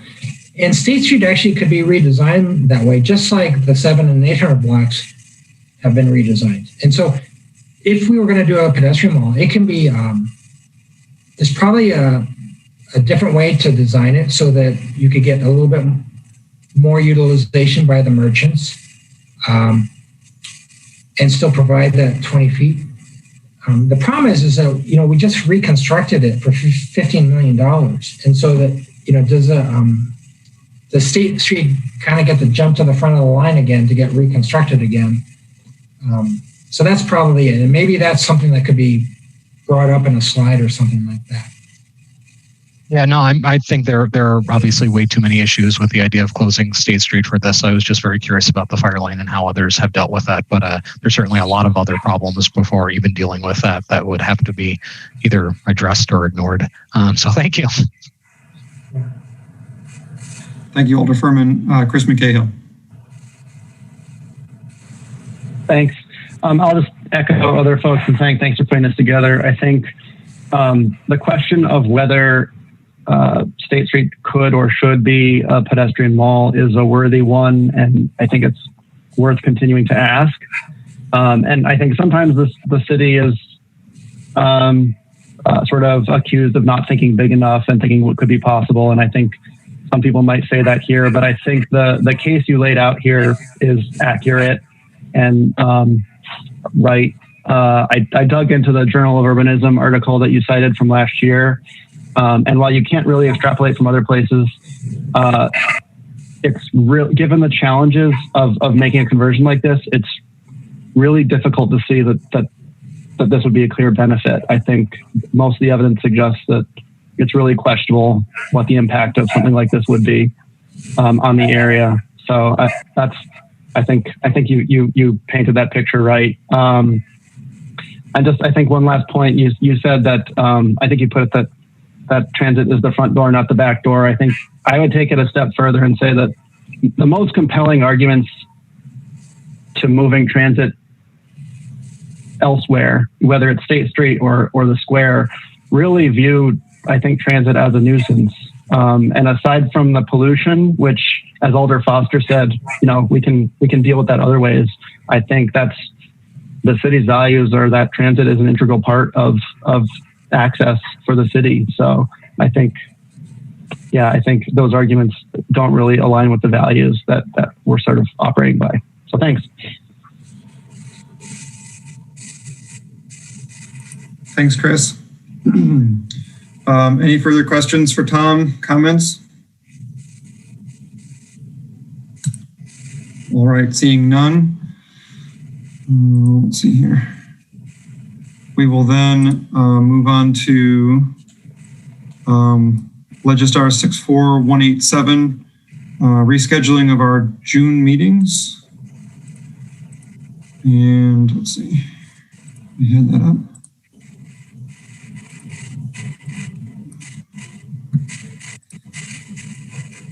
Tom, do you have that readily available to share? I have to. I do. Let me just. Okay. Otherwise, I need to go back through. I just started to get it.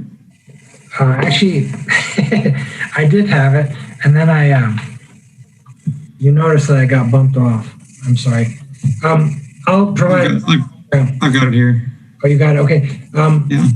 I guess the our department can only handle 3 type meetings at a time,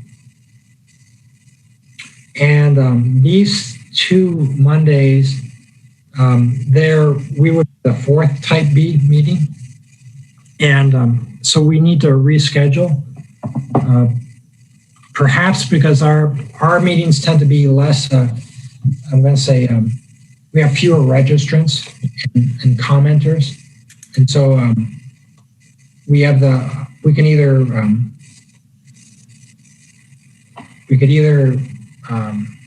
cancel the meetings or reschedule them. I asked if we could become a type 2 meeting for 2 meetings and then become a type 1 meeting again. Type 2 meetings are handled by staff, and so it's more difficult for us, including Ann, but they really don't like to switch committees from type 1 to type 2 back to type 1. If you're type 1, they want you to stay type 1 and kind of adjust to the IT staff constraints. So.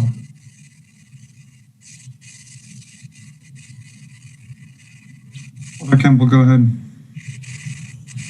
Depending on if we're reelected and if our committee assignments stay the same, Alder Furman and I have finance committee that night, those nights anyways. That's one of the conflicting meetings. So I think for us, we would be for rescheduling.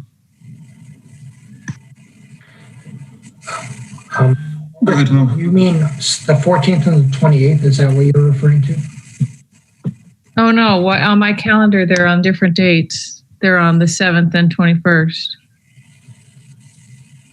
Okay, so then you would be... I must have it wrong then. Okay. The conflict is, you're right. The alternate dates are better for you and Alder Furman because current dates are in conflict. It should be better to, I think the Plan Commission also meets on the 7th and 21st, so it should be better in that way too. Why don't we just, how do folks feel about the 14th and the 28th, just moving both meetings back 1 week?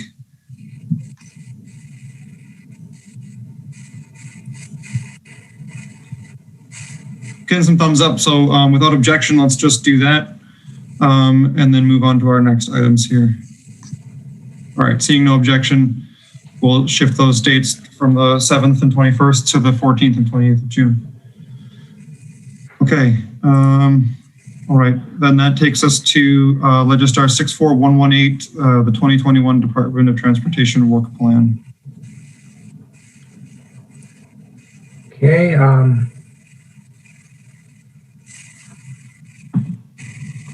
apologies, let me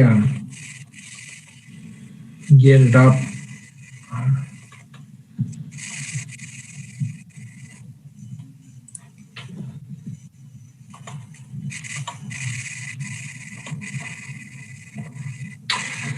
So this is a document that you saw for our 2020 work plan. We've met with all the division heads and we've updated it.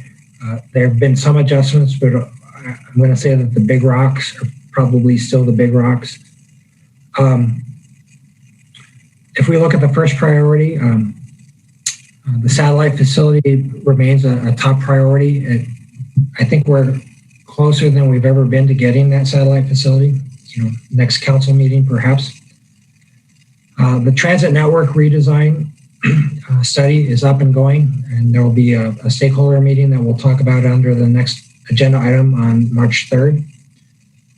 Bus rapid transit remains a high priority. And then Justin has been working on a technology upgrade, which was really approved in the last capital budget for Metro buses. Right now, the technology on the buses is about 15 years old or older. So the blue represents projects that are predominantly Metro Transit. Traffic engineering, the first priority will be Vision Zero, which they are continuing on with a goal of having an action plan this year, as well as prioritizing where $500,000 goes towards that. The complete green streets. I'm going to jump over the DOT function and structure and just go to the PEO study. The PEO study is a key item. I believe that we will probably release a report within the next 2 weeks, and it's likely that the transfer of PEOs, whether they get transferred to the parking division or not, will probably occur prior to the new council. So it'll probably occur in March, I suspect.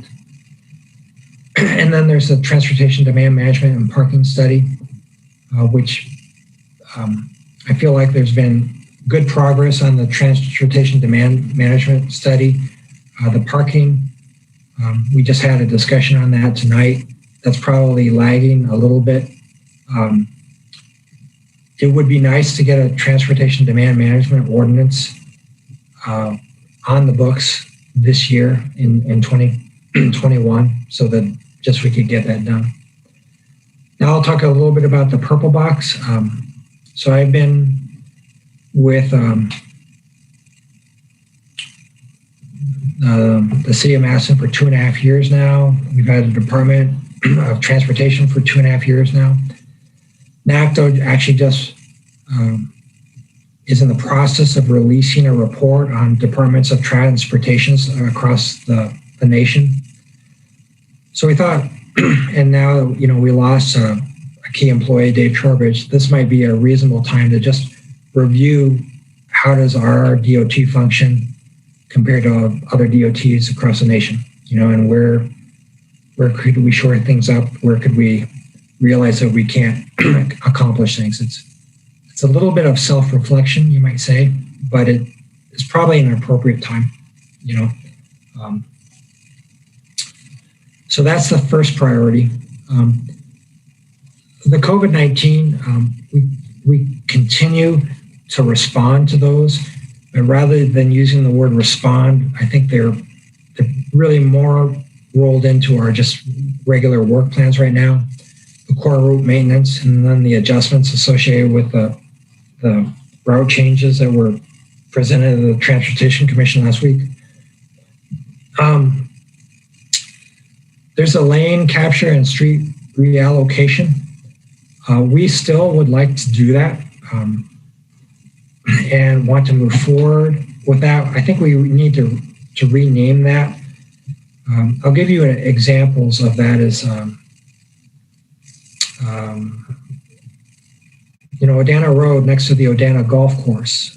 We could probably be capturing some of the street allocated towards traffic and allocating that towards a cycle track. Whitney Way buffered bike lanes is part of that. Right now we're planning on taking Odana Road and doing a street diet. And so all those efforts are in works, they're planned. You've seen probably, or at least the Transportation Commission has seen many of them. So they're moving forward. I think we probably need a better name than street reallocation. These are things that we would like to do prior to the complete green streets being completed. We can wait 2 years for that to be completed, but there's opportunities right now that we'd like to just take advantage of. Shared streets, we had over 1,000 responses to our survey. It was a very popular program. We'd like to continue that and expand it this year. We're setting up meetings with the fire department to see how we can do that. Streeteries remains a popular. And then there's the parking mobile payment, as I mentioned. Our mobile parking payment provider went bankrupt, and we are trying to integrate that into some software that into the AIM software. So we don't have a replacement for that yet, but we'd like to get that very soon. Second priority includes a fare-free study, which is kind of being rolled into the technology study. There continues to be improvements or repairs, restorations, whatever you want to call it, at 1101 East Washington. Shanks Corners is a study that we need to start because engineering needs to install some new stormwater. We will start it in 2021. We will probably wait until after the new alder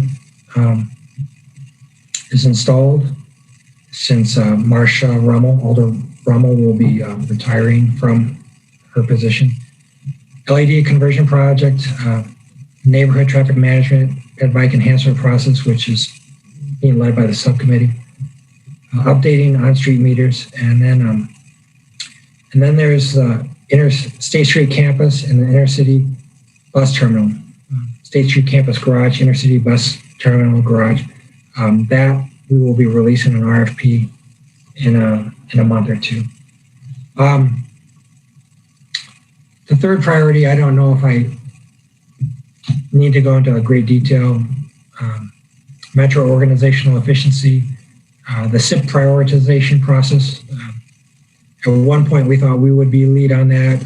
Chris, you saw today, engineering took the lead on that. That's fine. We just want a rational way for selecting projects.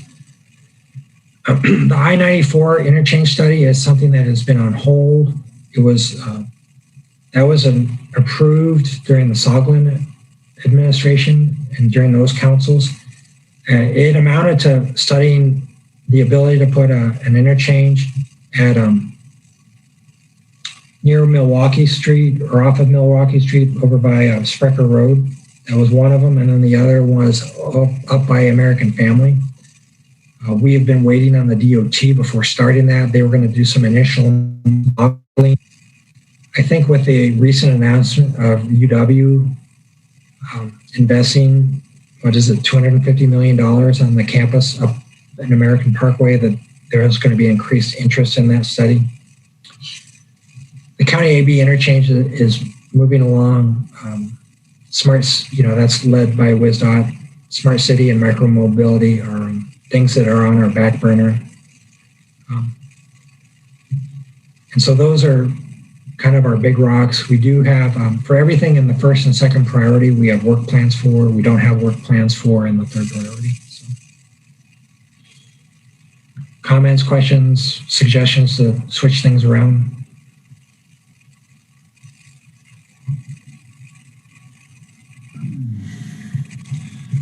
I guess Tom said it, I'll repeat it. Comments, questions, suggestions, feedback. Alder Foster. Just one item that I don't know if it belongs on here. Maybe it's something we just need to talk more about at the board, but the getting to an answer of how we're going to monitor and measure VMT. I think that seems like that's really come to the fore in terms of tying all of our kind of core policies together. So I do think that would be a worthwhile goal to have. I mean, probably a joint initiative between the board, but we're going to need some staff support on that. So I think that's just the only item that I think might be worth finding room for on here. But thanks for sharing all this. It's really helpful to get a sense of where staff is spending their energies. Yeah, you mind if I comment on that? Go ahead, Tom. So there's so many different ways to measure VMT, and a lot of them are somewhat labor intensive, you know what I mean? And some of them are not. And so I think the mayor is also interested in measuring VMT. So she suggested that we ask the MPO staff to come up with a methodology. I think that's a good suggestion. And I thought having someone else do that would be, so So they asked for suggestions in this recent regional transportation plan update, and so we offered it as a suggestion. So. Thanks, Alder Foster. Thanks, Tom. Any further questions or comments for Tom? Thanks, Tom. All right.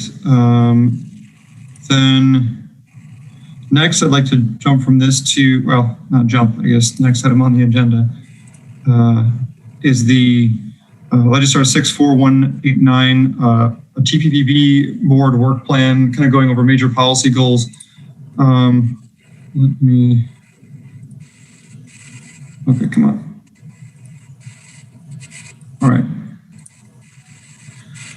So this is just a list of some of our big policy issues, and I kind of have two questions for the board, and perhaps it would be good to give folks time to digest this, and we can maybe discuss it again on our March 3rd meeting, March 1st meeting, perhaps. But anyway, given this list, I guess two big questions. What is our role? What should be our role in seeing that these are achieved in 2021 and going forward, aside from responding to staff? And then what are our responsibilities beyond responding, giving opinions and reactions? And there may be some redundancy in there, but just sort of putting my ideas down. I think it's important for us to think about this. I know I've gotten feedback from, a lot of, or some of you at least, that sometimes it feels like we're a bit too responsive. Now, we only meet so often, so there's only so much that we can do. And we can do more with things like working groups. But if any major thoughts come to mind now, I'm happy to write them down and keep this as a working document. We're trying to, here we go. Okay. Sorry, I'm playing with Zoom here.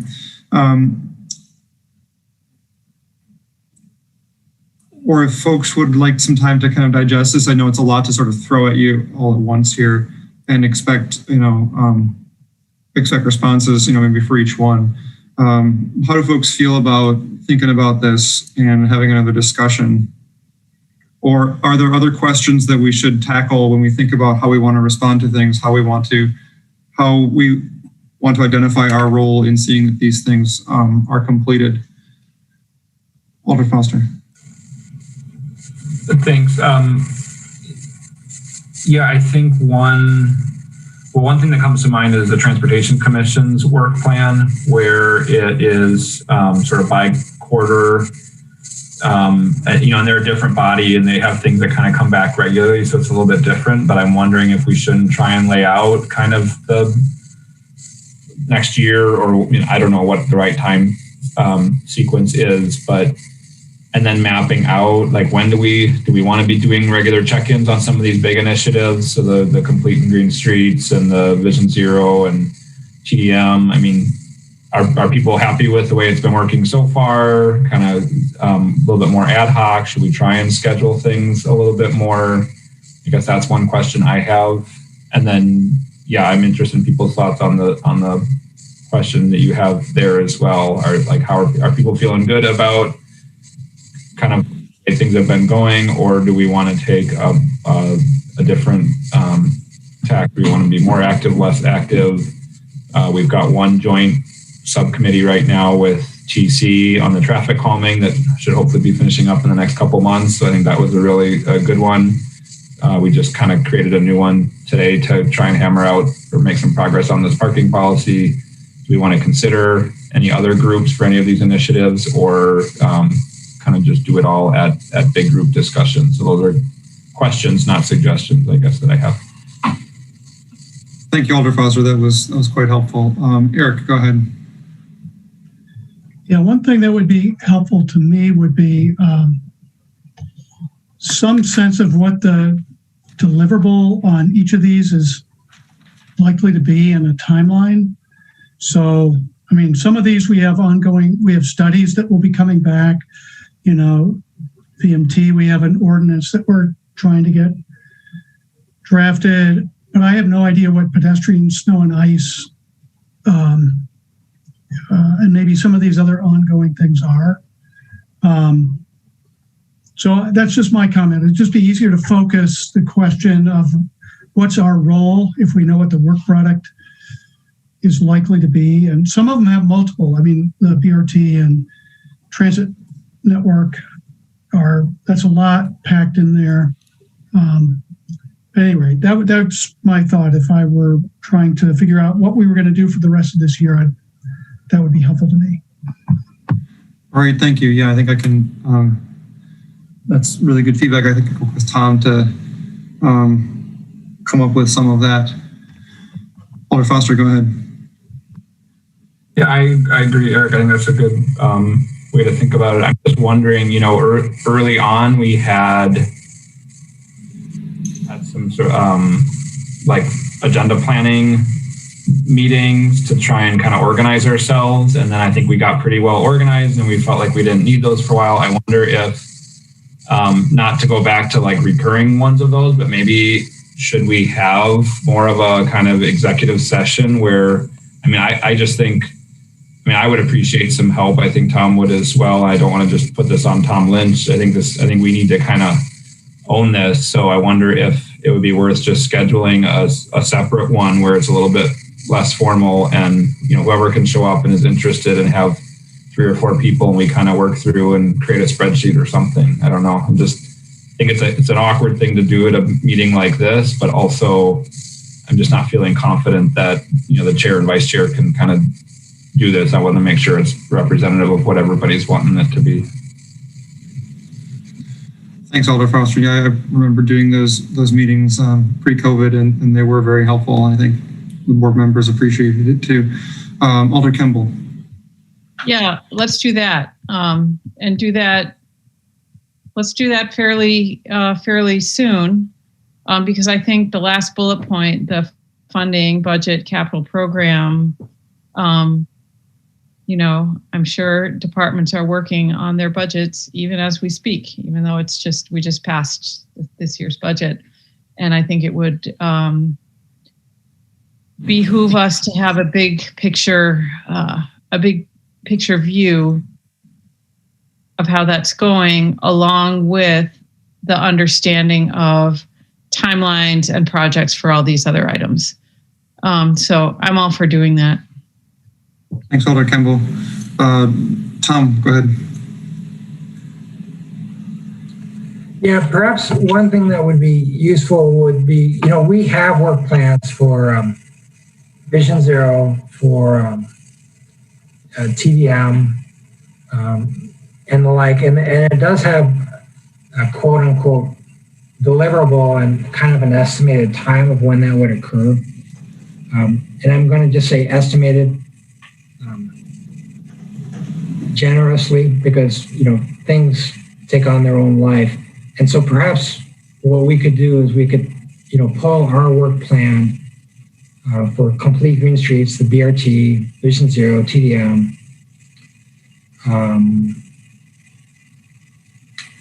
Yeah, probably those are the main ones.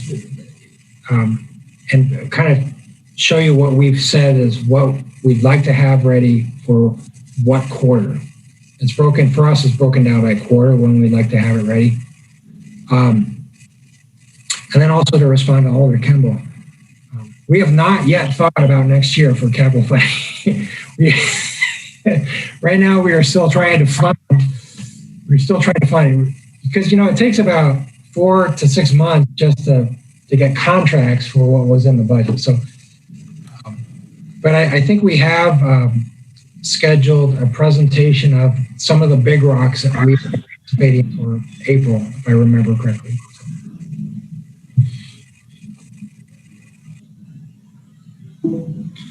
Thanks, Tom. Chris, go ahead.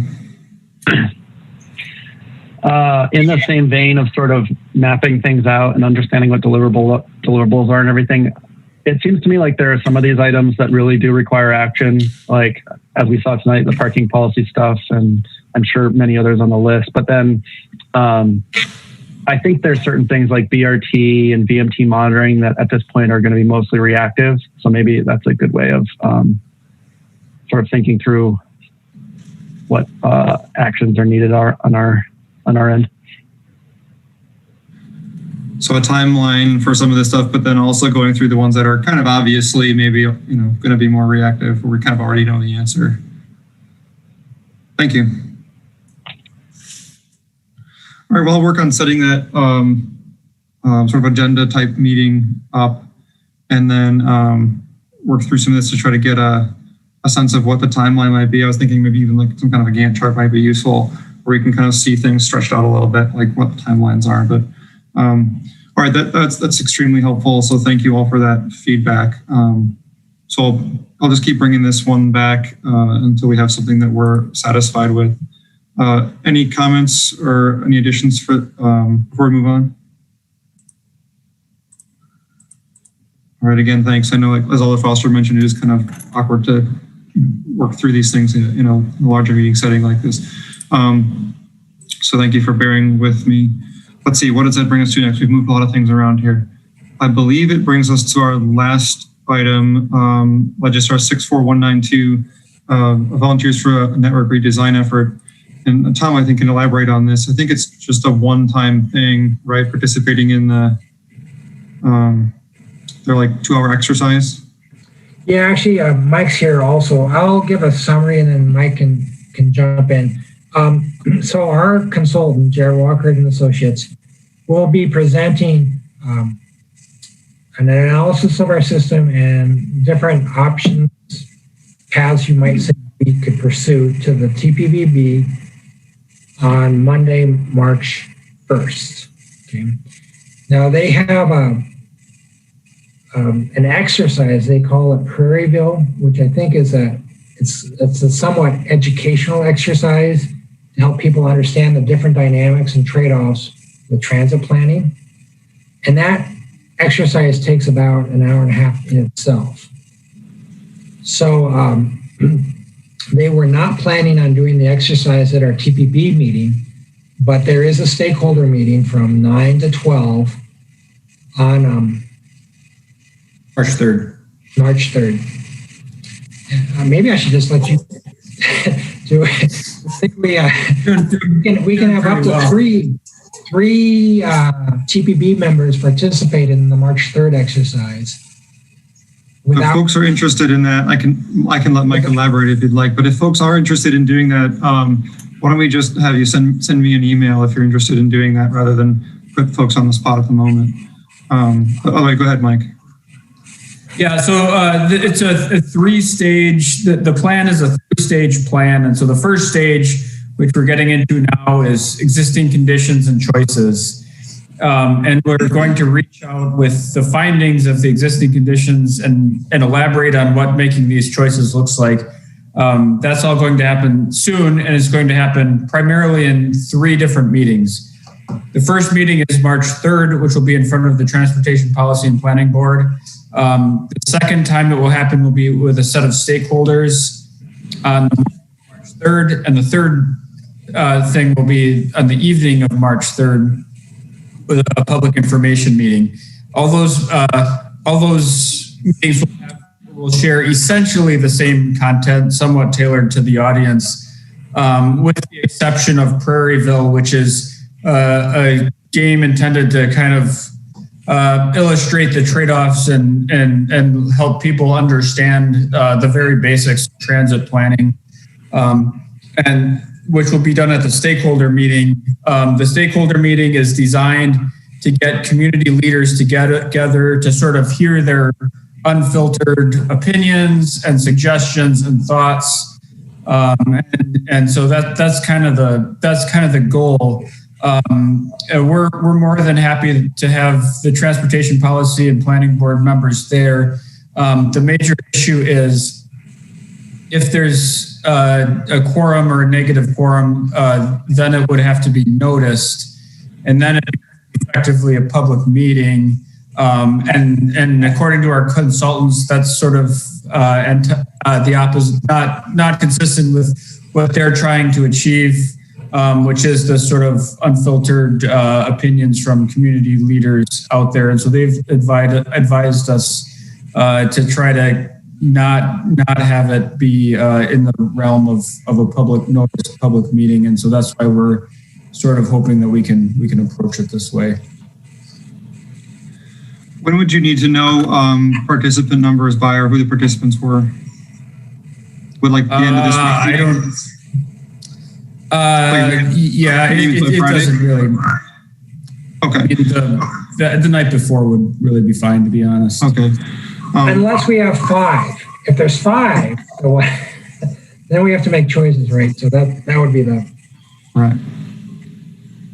All right. So if folks are interested in that, if that works with your calendars as you look forward, send me an email.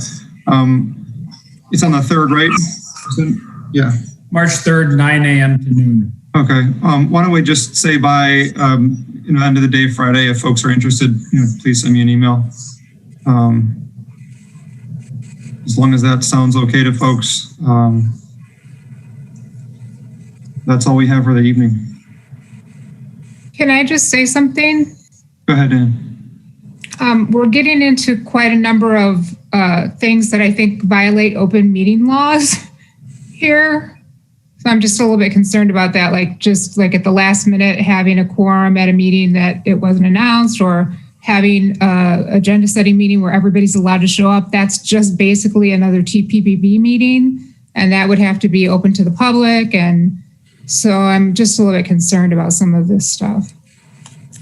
No, I don't think we're talking about not noticing anything. I'll go ahead, Alder Foster.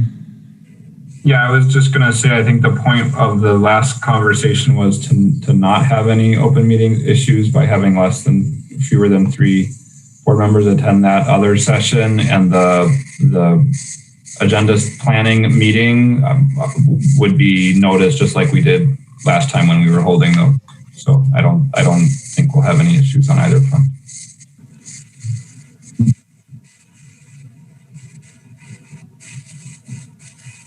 All right, any additional comments? All right, seeing none, thanks for everyone's time this evening. Tom, go ahead. I was just saying goodbye. Oh, okay.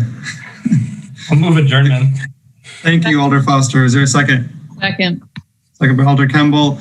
All those in favor of adjourning tonight's meeting, please unmute yourselves and say aye. Aye. Aye. Aye. Opposed, no. Seeing none, we are adjourned. Thanks to you. Thanks again, everyone. Have a good week.